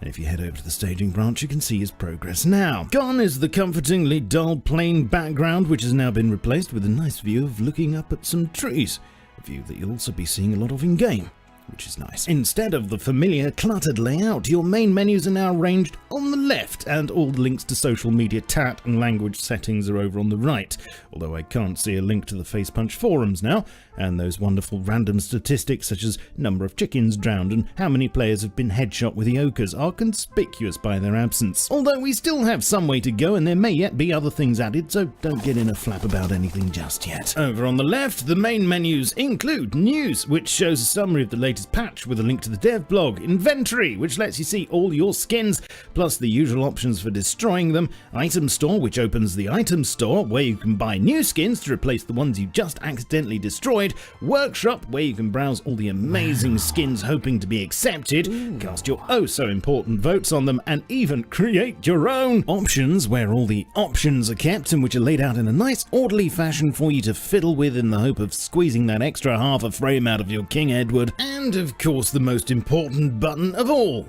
Quit! No, of course I mean play game, where you can browse by all the usual server categories, but here is where you'll find some extra functionality. Can you add wipe date time to the browser? Would help so much. Yes. Yes, because wiping is so important and we all need to keep on top of it. You can now sort all the servers you find by exactly how lemon fresh they are. How exactly this new layer of knowledge will affect wipe schedules remains to be seen. Gary thinks it'll improve things greatly, but we'll have to wait and see. Another useful feature is not just being able to see which of your friends are playing Rust, but to see exactly who is playing on which server directly in the Friends tab. Although this decided to stop working when I wanted to film it, so just believe me on that one. You can see their names here. Of course, a big change like this wouldn't be complete without some sexy optimization, and Gary implemented a new virtual scroller for the server list, which apparently saves something like 12,000 objects, thanks to the way it handles the data. So, performance memory in the menu will at least be good for you. We've got 2 more weeks until the next patch to main on June the 7th, so there's the potential for a lot more to be done here, and your Uncle Shadowfrax will, of course, keep you up to speed if you let him into your life.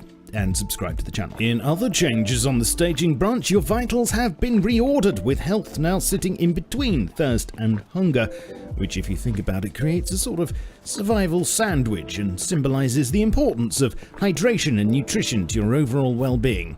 You can now pick up water barrels if you whip your hammer out, and water jugs come with less water in them as standard.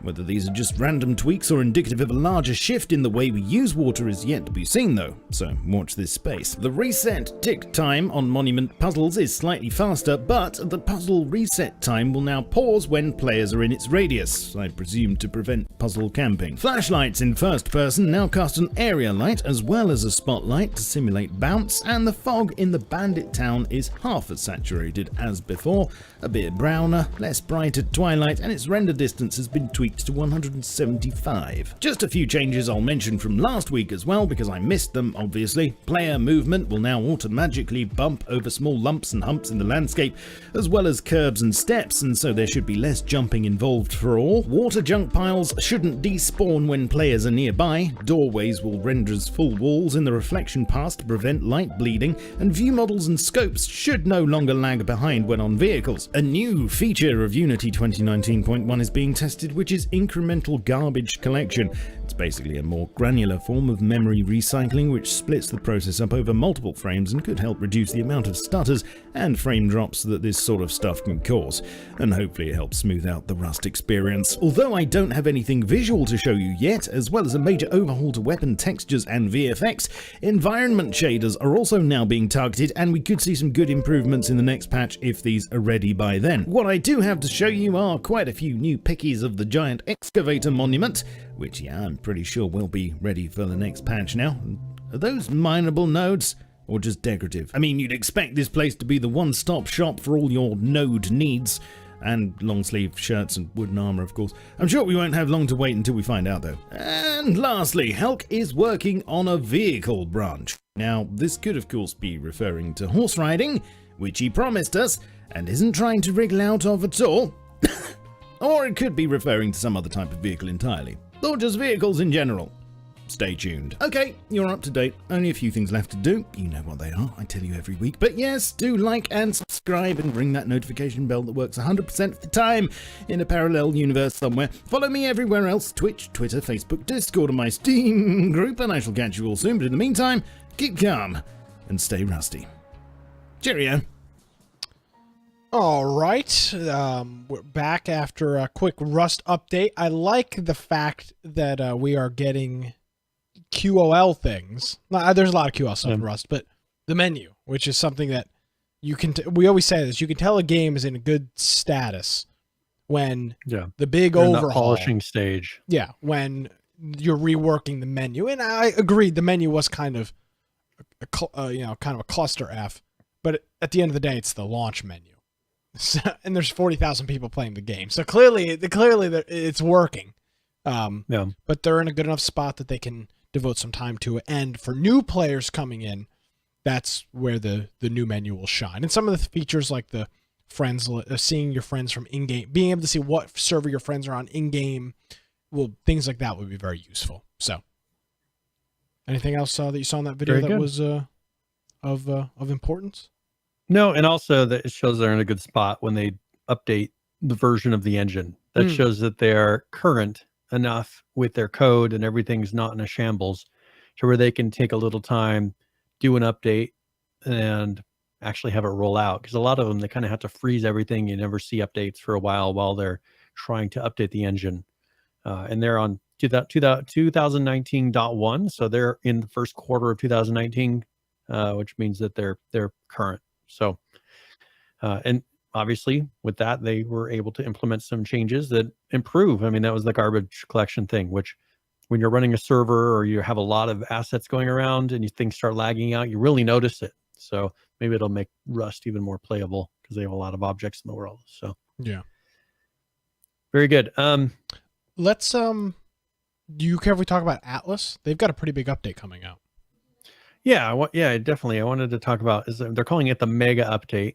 Yeah, this is another one of those games. It'd be nice if maybe they made it kind of semi-casual to where there's stuff you could go do besides build a ship and just try to sail the seas. Like they need to come up with all these other things to do as well that aren't focused on PvP where you can lose your ship. Yeah, and now this is they're calling this one the Mega Update. I don't remember what the last one was called, but that one also was in some regards a massive update, and this is, I guess, their second iteration of that. So a couple of things that they're looking at adding, and by the way, we don't have a date on this yet, and we will do the full patch notes when we read that. But here's just a couple of things that they're looking at adding into this new Mega Update of Atlas here, and they're adding a couple of cosmetics: a Hydra steering wheel, Hydra hide armor set, and the Cyclops heavy armor sets. So a steering wheel so you can control it, and then just a couple of armor sets for some of those. A new offensive structure, a torpedo launcher so you can shoot torpedoes, a new weapon for that. Cargo rockets for boats, a new large storage box, a fishing net for catching large quantities of fish, presumably at the same time. A boat harpoon, which is kind of cool, so you can maybe shoot at another boat and try to pull them in. And then, reel it in. That's what I was thinking. I assume that's what a boat harpoon is. A spear gun, a couple of new Well, levels. but it could also be just a harpoon that mounts on a boat, possibly for attacking a large whale or something like that. That probably makes more sense. You wouldn't use a harpoon to pull a boat in. Well, you could try, hopefully. Yeah, true. A 3x4 medium gate, crossbow, some new levels, some new creatures, a couple of quality of life things, structure weights now display on items, and then they've revamped the skill tree UI. And we'll do a full rundown of this when it actually hits the live server. But you know, Brian, I don't want to be that guy, but this is not a mega update. Frankly, adding compared to what they've been doing, yeah, that's what I'm saying. These guys do a lot of work. So this mega update, I mean, they do a lot of this stuff. I mean, this is not a mega update. The last thing they did was the mega update. They changed the whole game. This is, I mean, they've added fishing and nets added all and the undersea, rockets. like all the all POIs for undersea, all that stuff. Yeah. I mean, this is a bunch of items. So they're adding some creatures. They've got the 2 new creatures. Yep. So I guess, we'll see if the mechanics on that are pretty crazy or not. Other than that, it's a lot of tools, some attachments for the ship, cosmetics. What's mega about that?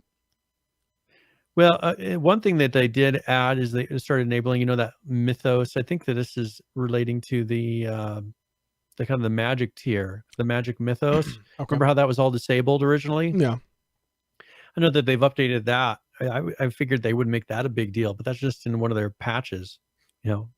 Magic mythos is now enabled on official servers. Maybe I'm thinking of the wrong thing, but I would think that that's referring to the magic tier that you can do as far as your skill tree. So maybe not though. Maybe they're calling it something else, but that would be a big deal. That seems like that's a bigger deal than a bunch of these cosmetics and extra add-ons and the crossbow. I mean, that's not really a big thing. Honestly, I bet it's pretty much identical to what you had in Ark.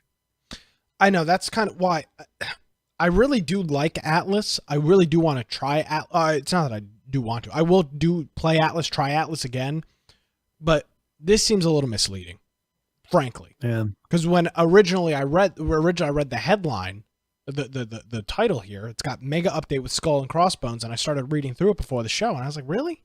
If they did no updates ever, this would be a mega update. But they do between 3 and 7 or 8 updates a week where they're adding a whole bunch of new things. So this is not mega.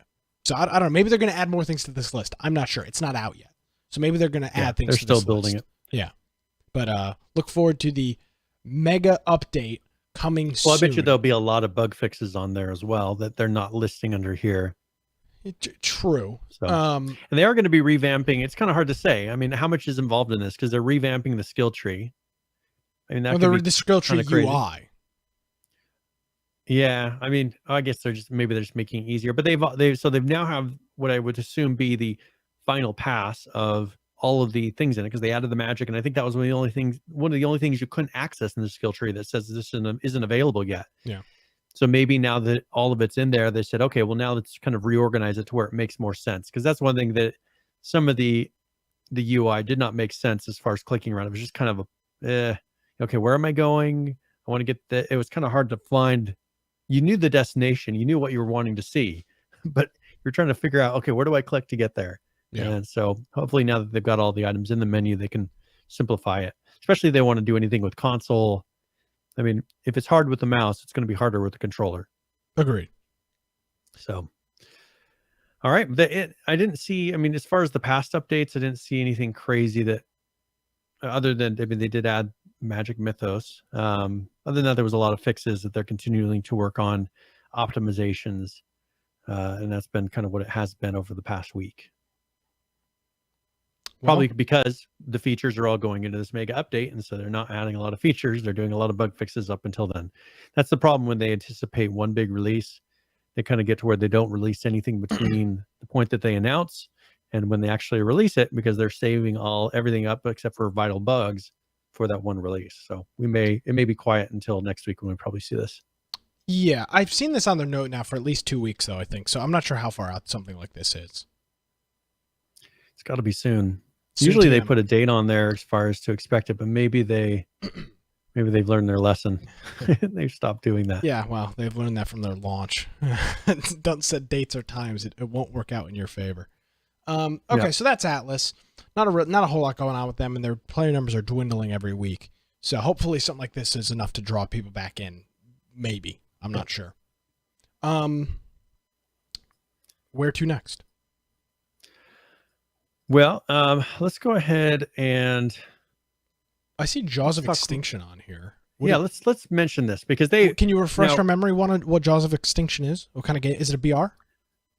no. So this is a survival game, Okay. and this is a adventure action survival gore game. So it is based on kind of a zombies type of feel. Okay.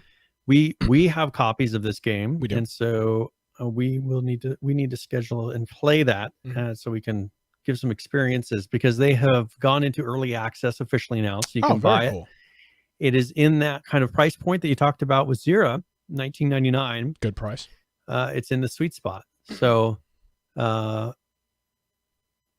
is one issue. One thing it says, I wanted to mention this one thing that I saw on here. It says, notice at the request of the publisher, Jaws of Extinction is unlisted on the Steam store and will not appear in search. Why would somebody Can do you that? think if they're trying to work on an exclusive for possibly Epic, maybe, or I mean, it's kind of hard to say, or this is left over from before the launch, but they haven't changed the setting. I doubt. That would be another possibility. Don't you have a contact over there? Yeah, I could ask him. I'd be very curious to know. Yeah, because it doesn't make sense. Seems odd to me that you wouldn't list it. You'd launch your game and then go, but you can't find it unless you have a direct link or your friend buys it and you see it on his friends list. That's very weird. Yeah, it's just that was kind of strange to me. I did install it today. Oh, cool. So I am anticipating playing it to give an honest review and just see how it feels. You know, and as a person who does game development type things, I feel like I can give a pretty honest and that's one thing when I said with XERA, I felt like it was built right. I can go into one of these games and say I feel like it's built right. Sometimes you'll have a game that just visually looks good, but it just doesn't feel right. You know, that'll be interesting to see how this one kind of falls in all that. So I'll kind of remind you, and maybe we'll get a time in the next week or two to sit down and for an hour and maybe run around and play. I'm very stressed out. I've got XERA. We got to play 7 days. Now we got to play Jaws of That's why I Extinction. said a week or two. I'm gonna push it out. God, this anxiety. Too many games So to much play. anxiety. I just am over. I got to play Worms. I'm playing League. I'll ease you into getting it installed. I can install it. Installed. I got. Okay. I mean, I got all Do these. you have games. that key I sent you? I think so somewhere. I think I've already redeemed it. Okay, if not, I can resend it to you. Yeah, maybe you have to. So, but oh yeah, and by the way, thanks to them for giving us a couple keys. We're always, if you want us to talk about your game, send us a key. That's like the number one way, and then get us to at least mention your game. Yeah, there's just a lot of stuff to play. It's just it's a little overload. Well, and Dave, he brings up maybe they want a dedicated fan base initially. Maybe they want word of mouth to be powerful. Maybe they don't want people just buying the game out who don't really care about it and are just going to trash it on the internet. Or maybe they're wanting to get a hardcore set of people in there first. It's got. I mean, it's hard to say. It's got 32 reviews. It's only been out a couple days, and 68% of them are positive. So, but it's got 32 reviews. It's been out 5 days. So they've sold maybe 1,000 copies, maybe a couple thousand copies. I mean, based on 32 reviews, I don't think you'd sold that many copies. And a lot of them, I'm just scrolling through it here, a lot of the people leaving reviews have less than 5 hours played. Yeah. There's a couple guys with 11. Oh, this guy's got 0.3 hours and he left a negative review. That's I love that. a verified review. This 15 minutes. Yeah, this 15 minutes. It's horrible. Yeah. Well, sounds about right with people leaving game reviews. So Jaws of Extinction, check it out. There'll be, since you can't search it on the Steam store, you can head on over to our website. It's infectionpodcast.com. Click on the show notes for episode 228, and there will be a link to their Steam page where you can go ahead and buy it. Again, that sweet spot. We probably should have a conversation about this. I don't know if you have a list of conversations that we should have, but this is one of them in a future week or on a pre-recorded price. Yeah, because I think there's some, and we can look at some different games. Maybe that's a good and one thing we need to something. do is we need to play that game so that we can have possibly the developer on if we want to do that. I think that'd be a good idea. But we need to play it first. So you're stressing me out. Okay. So speaking of not being listed, I set these up with segues. I know you love these. Oh man, Brian's a pro. Telltale here is now delisting. I got to time these things out. Man, you're the pro. Is delisting all of their games. Of course, Telltale's the one who had to shut down. I thought they get purchased by somebody. Or they get merged into somebody? Someone financed to have them finish the last episode of The Walking Dead. Right, I got confused. But they did not save the company itself. So they pretty much just finished that title. And that was it. So what they're going to be doing is on May 27th, that would be yesterday, they delisted all of the Telltale titles. That's good. It is. That's a good business practice. Yeah, You're not updating they shouldn't the be selling games. copies when there's not a company. Well, that's a good. See, that's a smart way to not. That's a very PR thing to do, because you would say just remove the games from the store. Wait, now are they actually removing them from the store, or they're just delisting them in terms of? I'm pretty sure not, because I think you just can't go find them and purchase them, because I, for instance, have all the Sam and Max series, their episodic ones, and I still have the ability to install those. Well, of course you can still install them, but can you still buy it?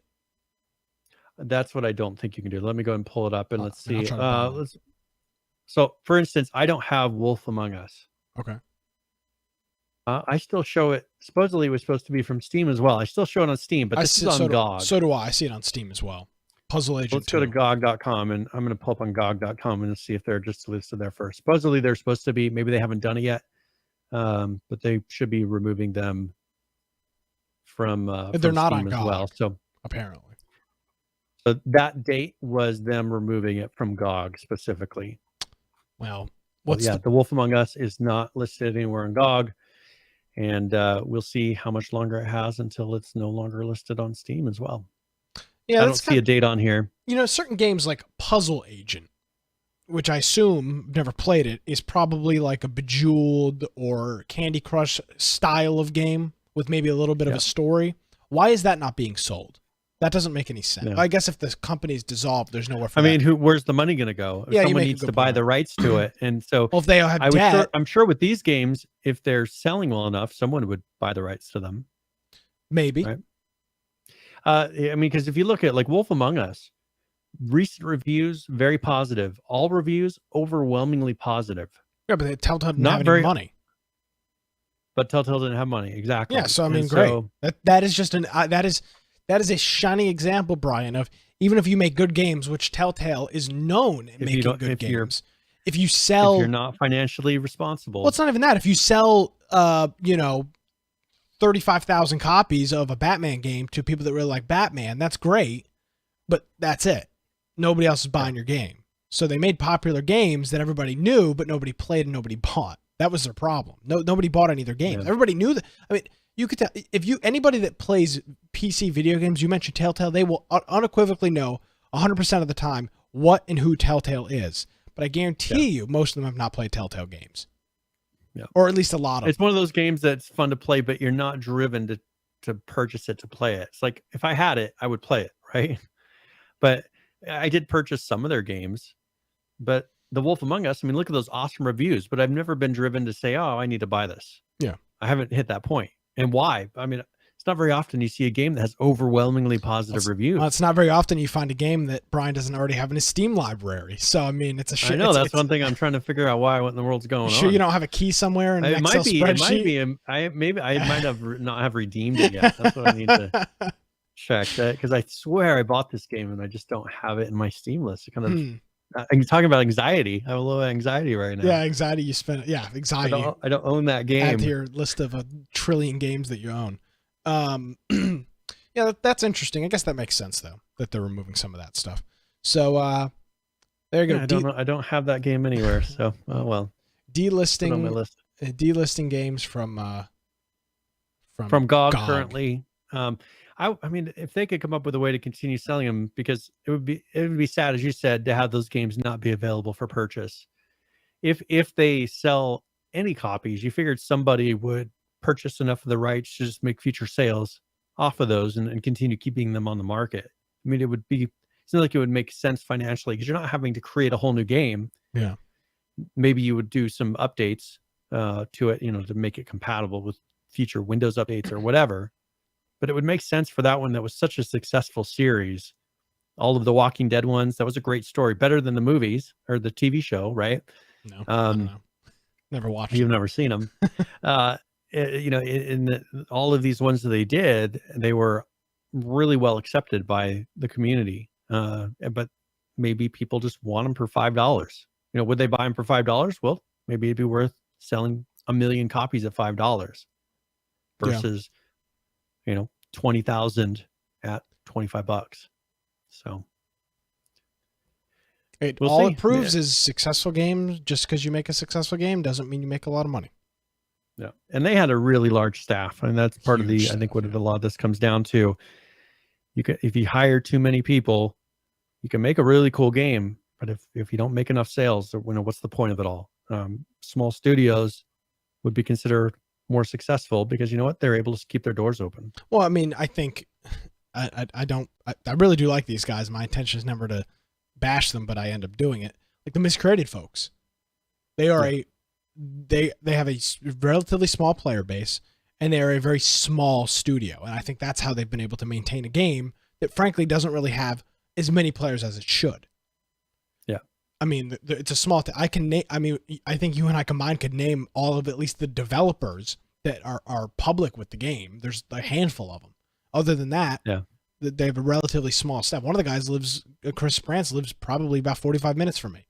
So, I mean, it's a small staff of people, like a half a dozen guys that are developing the game. Now, there's other people, PR and whatnot, but it's like half a dozen and they're starting to work on that other title that they're doing as well. Yeah, the Moon Game or something like that. What is it? A Moon Game? A space game? No, but it's like in a desert. It is kind of a space game. I mean, if you look at kind of some of the scenes from Star Wars or a game like that, Dune, it's kind of that feel about being out in the desert. So, gotcha. In a futuristic. All right. Quick ARC update. When I say quick, I mean quick. PC update here, 2296.104. Fix for enforcer exploit and metrics changes. So they've been hard at work. Hot update from the people over at who the hell makes ARC? Wildcard Studios. Yes. So there you go. Quick ARC update. Yes. On to something else. What else do we have? All right. So let's talk about Fortnite. We haven't. We got to spread out our epic news here throughout the week or throughout the show. They've released their 9.10 version, and this one has kind of Apex. One thing Apex did do well is it brought a lot of kind of new aspects to the game, right? And so they have one of these supply drop type of things that come in and bring some supplies in. They also had this. I saw that as Wick's Bounty. That is a limited time game mode, but John Wick. I thought it was interesting because it has John Wick in there. Pretty good rendering of him. John there's a John Wick movie or TV show coming out or something, right? That this is based around. Well, this is based on the movie. I mean, there's movies for it. Yeah, but something is coming out with John Wick. There's probably a new movie, John Wick movie coming out. This Epic is doing it for something very interesting with this. Because we've seen it now with both Avengers movies, and we've seen it with a couple of other things. There is something new John Wick coming out. I've seen people on Twitter talking about it. Jonesy says the third movie is coming out. So yeah, here you go. So and I wonder who's behind that. It's maybe Warner Brothers or somebody like that. But yeah, this is Epic is making so much money hand over fist with this with this stuff. Yeah, targeted advertising. I mean, they're reaching the demographic that they know will be interested in media. And these characters will be in the game, and so forever in the future, when people have that skin, they'll know, oh, that's the John Wick skin. Yeah, I mean, it's excellent advertising. And even if it just gets them to say John Wick, right? If it just even if they don't know what it is, right? Because they might not. You just say, and then you see it somewhere. I mean, I know people probably know this, but that's how advertising works. You drive by the Coca-Cola billboard every single day going to work. You don't actively go Coca-Cola, Coca-Cola, Coca-Cola. But when you go to a drink machine, you see the Coca-Cola logo and you go, it's subliminal. That's why that's what advertising is. I have to explain this a lot to some people in the field that I work in. It sometimes comes up. That's how advertising works. McDonald's, same way. There's McDonald's billboards everywhere. McDonald's doesn't need to advertise. But I don't know, want Brian, to keep it a family household name. Exactly. And when I'm, refusing to cook for myself because I'm lazy, what's one of the first thing that comes to my mind is the Golden Arches. It's just how it is. So that's exactly what this is what I'm saying, is kids who primarily are playing Fortnite will see and start talking about John Wick. Their parents happen to say, "Oh, do you want to go to a movie?" And they say, "Oh, have you ever heard of John Wick, little Susie or Jimmy?" "Oh yeah, John Wick. Let's go see John Wick." That's how it works. Yep. Epic should hire me. I could do a great. You could be their marketing manager. I could be great. I could do a great boardroom presentation on this is how this works. Like the crazy guy from Always Sunny in Philadelphia with all the red lines on the wall with the cigarette in his hand with all the tacks and pins. That'd be me. Yeah, that sounds about right. Explaining how this works. So they have that limited time. They're having a limited time mode rotation. So they're going to have the sniper shootout duos, the unvaulted squads, and then close encounter squads. Okay. They've made some adjustments to the shadow bombs. They put it so the unvaulted semi-auto sniper rifle is available in some vending machines, chest, floor loot, things like that. The combat shotgun they've adjusted. You remember they re-added that recently. And then some bug fixes. They're introducing hotspots. So every match, some name location will be marked in gold text on the map to kind of drive. Once again, we were talking about XERA in this. Yep. Driving people to one place to get that combat in there. Keep the action going. These represent presence of loot carriers. So those loot carriers I talked about in the beginning will then you can shoot the loot carriers down and get high quality loot. There'll be a minimum of 1 hotspot per game, 25% chance of 2 hotspots, and a 5% chance of 3 hotspots.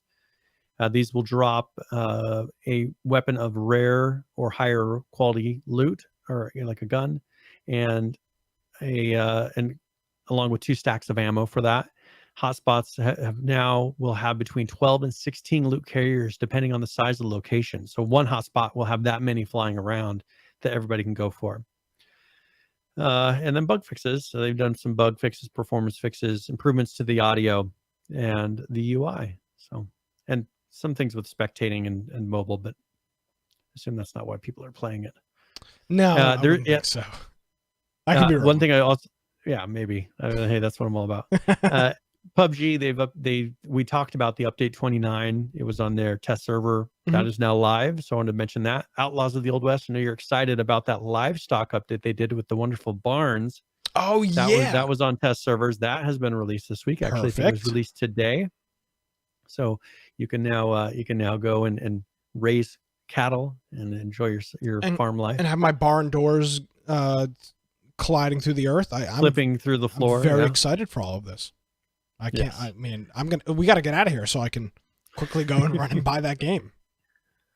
And then we just have a little bit more. We have The Long Dark put out an update, but mainly, this was just fixes. So they put out a bigger update a little while ago, and then they've done 2 patches. So if you're having some issues when you were playing that, perhaps those have been fixed this week. And we had Ring of Elysium. They, of course, every week they put out 2, 3 plus updates every time. And so this week they have put out 3 more, mostly bug fixes. But they did do in their 5.25 update, they have added some things with a sniper rifle. And this is a limited time game mode of Sniper Assassin. So that happened. And I think it ended, last night. So if you had a chance to play that, that was that Sniper Assassin mode that I think we mentioned last week. We did. They have a training mode in there. So they enabled the squad training mode now. So you can squad up and then go into a training mode. Before, I think you could only do it as solo. They have a daily check-in that continues for May 25th through the 31st. So you have some chances to go in there and get some loot for checking in. They've enabled some styles for some of their characters, and they enabled the tier 100 heroic challenges, and then they had some bug fixes and updates for that for that patch and the next patch. So that pretty much covers Ring of Elysium, and I think that covers all the games. It does. I don't know if you were good on ending now, or there's one more topic we did not discuss, but it's really up to you. I'm fine with whatever how you you're want to feeling. do. I think that you're talking about the one of these esports The topics. esports, yep. Yeah, I mean, we might as well. We've got a couple minutes here. Okay, so there's been a lot of controversy, and there was a lawsuit that was brought up by Tifu, and he is suing the phase. Is that a person? Is that a video game? You're gonna have to describe. He's a personality, yeah. Okay. So he's a person who streams and plays competitively, Mhm. but he's not like a group or some fake persona. He's a competitive player. It says And IGN. As they say. and he was in the FaZe clan, Okay. and they're having a lawsuit. And what's interesting about this is it really comes down to the business practices of the esports community, because he was claiming that the FaZe clan was taking an illegal amount of his business opportunities. So they're taking up to 80% of his earnings, encouraging him to gamble and drink underage. And what he's really going after them for is that they were breaking laws in California having to do with entertainers. I mean, he's saying pretty much what I do for you is similar to an actor or a musician or something like that, as far as being an entertainer. And there are specific laws for them that they have to follow. And he was he's claiming that they are breaking those laws, because right now the esports community industry is not really there's no real regulations over them. Content creators, streamers, they're kind of their own. I mean, we don't have any organization that oversees us and makes sure that we're treated fairly. Thank God. Right? Yeah. Yeah. And so what they're saying is, he's pushing that they should be treated the same way as some of these other industries and have some of those protections. Jonesy is saying it's proven he was drinking and gambling way before he joined FaZe. So, whether or not the pressure was there, he was doing that activity before he was in FaZe. So, I think he's just trying to pad his lawsuit. If they're encouraging him to drink, then that would still be just as illegal, whether or not he was doing it before. But it's, I'm sure they didn't really have to encourage him that much. There's been a lot of conversation about this. And speaking of esports, I saw this earlier this week. The guy that was, somebody look this up for me. The guy that was the head of the Overwatch League or something like that hopped ship and actually is now over at Epic. He's like the chairman. Now I'm remembering. I think he's the chairman of the Overwatch League. Hopped over to Epic Games, I believe is what it was. Kind of in the similar esports vein. There's lots of moving parts in that, and this FaZe story got a lot of. I saw our Twitter timeline, our infection timeline, was blowing up this past 2 weeks really. With a lot of this stuff. Yep. And so this is the issue is, Jonesy's saying that a lot of this is untrue from what he's heard. And of course, we're just saying what he's claiming in the lawsuit against. You can claim a lot of things in a lawsuit. When it gets to court, that's where things will be truly, that's where it's going to be sorted out at that point. But if I don't know, I don't think they really want to be regulated. I mean, they're looking for the protections. Do you think? I mean, it's pretty much the equivalent of a union for content creators, for streamers, especially here where he's saying because they're underage. Many times these streamers are underage. They're then getting into an industry like esports to where these 15 and 14-year-olds are now dealing with real money and real responsibilities and being around all these adults that don't realize these are kids. You got to make sure they go to bed on time, and you got to make sure, honestly, Wow. Wow. well, it's true though. Wow. I mean, I played in a lot of hockey teams that traveled around, and you want to know what the coaches did? They made sure that I all the don't kids wanna were in the know. hotel. Well, they made sure the kids were all in the hotel at the time when they needed to be. I mean, they regulated them because these kids would run around and do crazy things. The problem is these people don't view themselves, the people that are in charge of them, I don't think view themselves as coaches and parents or oversight. I think they view them as, these kids are making money for us. We just need to make sure all this other stuff is happening, and these kids are just here. The focus is not on the kids being kids and making sure they're taken care of. I think that this is kind of a weird industry where the parents aren't involved. It's an industry that is realizing they can make money off these kids. If anything, this is just bad PR for gaming and esports, and for younger people that want to get into this whole, and I'm not talking about, I don't really care what the outcome of this is. I'm just saying in general, this is just not, this is not necessarily the best thing. It adds kind of to the argument that you always hear, is that it's not, esports is not legitimate. It's not a legitimate career path. Video games, working in and around video games is not a legitimate career. It kind of adds to that stigma, and it's unfortunate. And again, if I'm not talking based on just this specific case. I'm just saying in general, there's many of cases of things like this happening, similar stories that just negatively reflect on esports, which is a bad thing, because we want that to grow for our industry. Well, that is the thing. FaZe did reply, and their statement was, pretty much what Jonesy said, we've only made $60,000 off this whole thing. He's made $1 million. We made $0 from tournament winnings from him. We've made none of his Twitch revenue, none of his YouTube revenue, and we'd made no money from him off of social platforms. So in whatever thing that they had with him, they made $60,000 over time with whatever he was working on them with. And they have a cap of a maximum of 20% of FaZe Clan's winnings on tournaments that they can receive. Mm-hmm. So I don't know where Tfu's getting all these numbers. But obviously this will be sorted out. So as far as saying that they're taking, I mean, maybe with a brand deal, they're taking a certain amount. Maybe they're taking, if you're doing an advertising thing with us, we take 80%, but you know what? They're not taking any of the other money that you're bringing in. I have no idea. So yeah, if anything, it's going to bring more regulation on the industry. And I haven't heard that people think that it's out of control. Like, I haven't heard people complaining that, I mean, honestly, you should feel lucky that you're a kid making $1 million. Honestly. True. It's better than mowing lawns. I'm not going to disagree with you. I don't know. I just think that probably nothing good will come out of this in the end. Nothing that's beneficial to Tfu. Yeah, he just doesn't realize it yet. Yeah, you're right. Probably not.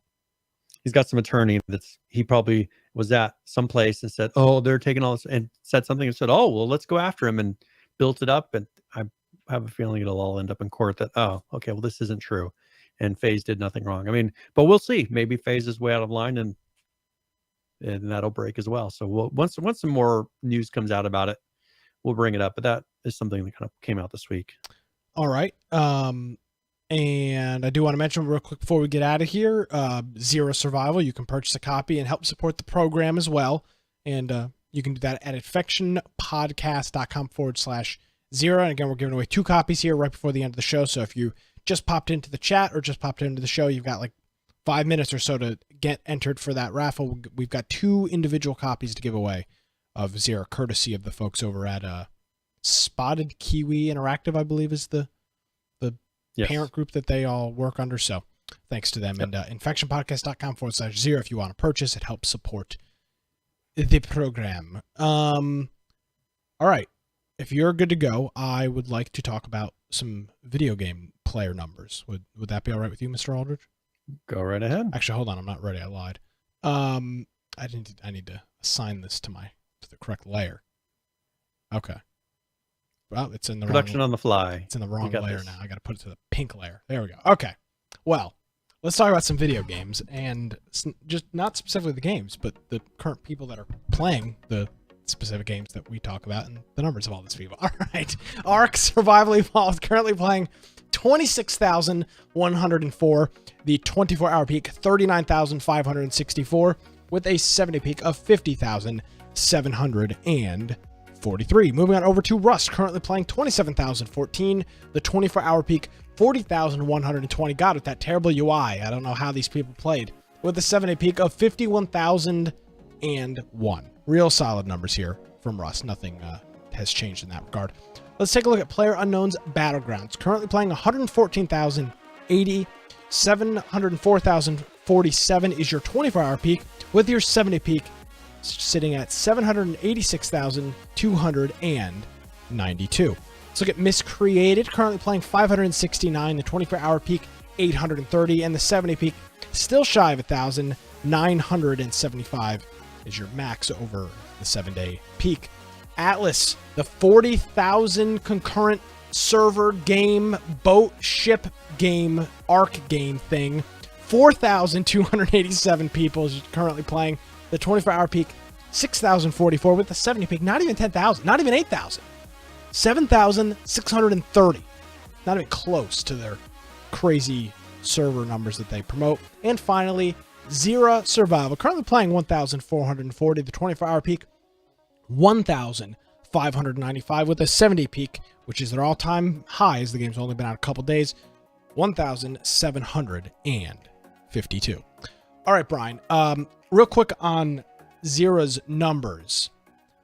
I don't know what their estimates were, but it seems a little bit lower than I would have thought that you would want for your opening weekend.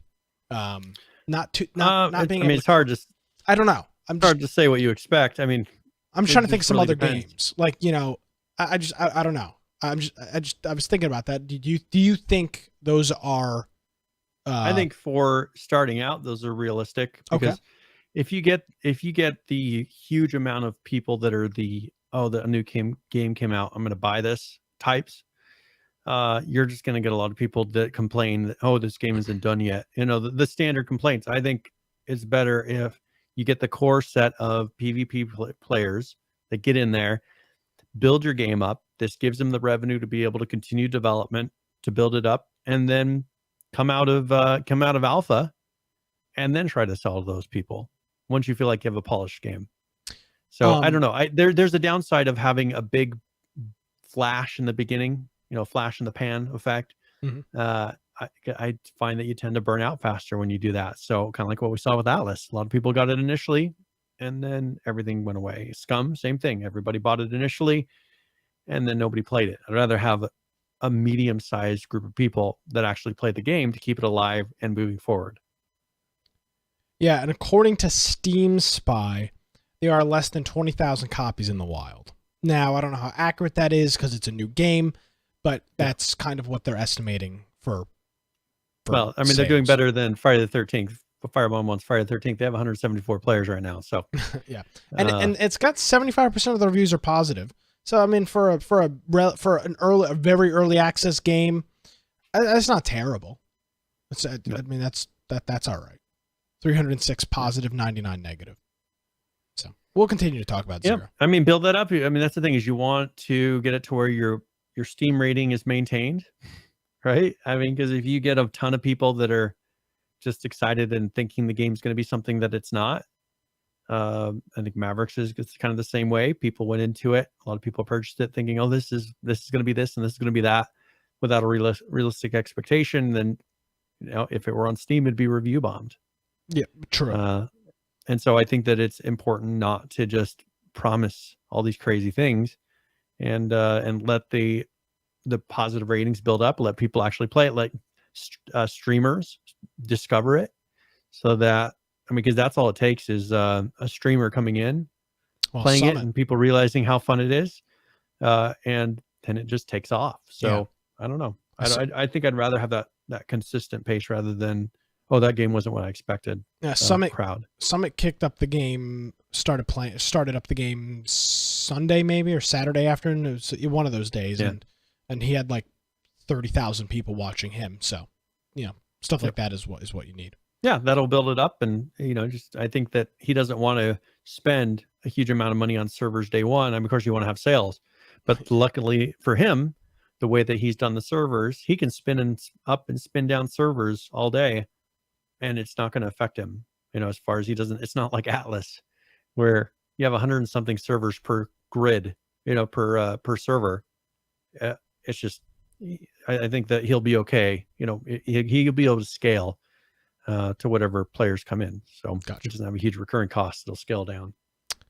All right. Well, that's current players, and I'm done. Yep. All right. Let's go ahead and go on to tip of the week, where it could be a general gaming tip. Since we were playing some XERA, I'm going to be talking about that. So this is tip of the week.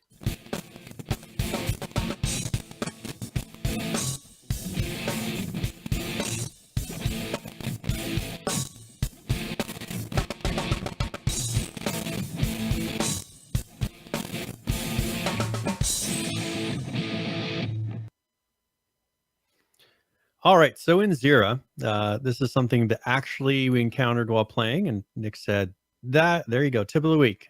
And so I know. we were talking about taking damage and how do you heal up from that? Maybe you don't have access to med kits or anything like that, and you need to raise your health up. Well, what you can do, and this was it Saul that pointed out, who was pointed out this out to us?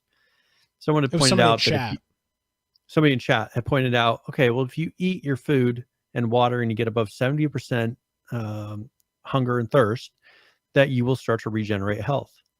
So make sure that if you're in the game playing and you don't have access to some sort of a med kit, you just eat some of the food that's around you, drink some of the water, and you'll get that from, you'll just start gaining your health immediately. Another thing, make sure you find one of those the water containers that you can go up to a lake or a river and refill, because we found that is much easier than trying to find water bottles and sodas and all of these other things.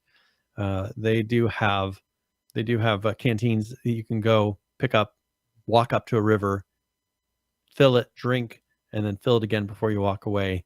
And it seems to do pretty good for keeping your thirst up all the way at 100%. So that is tip of the week.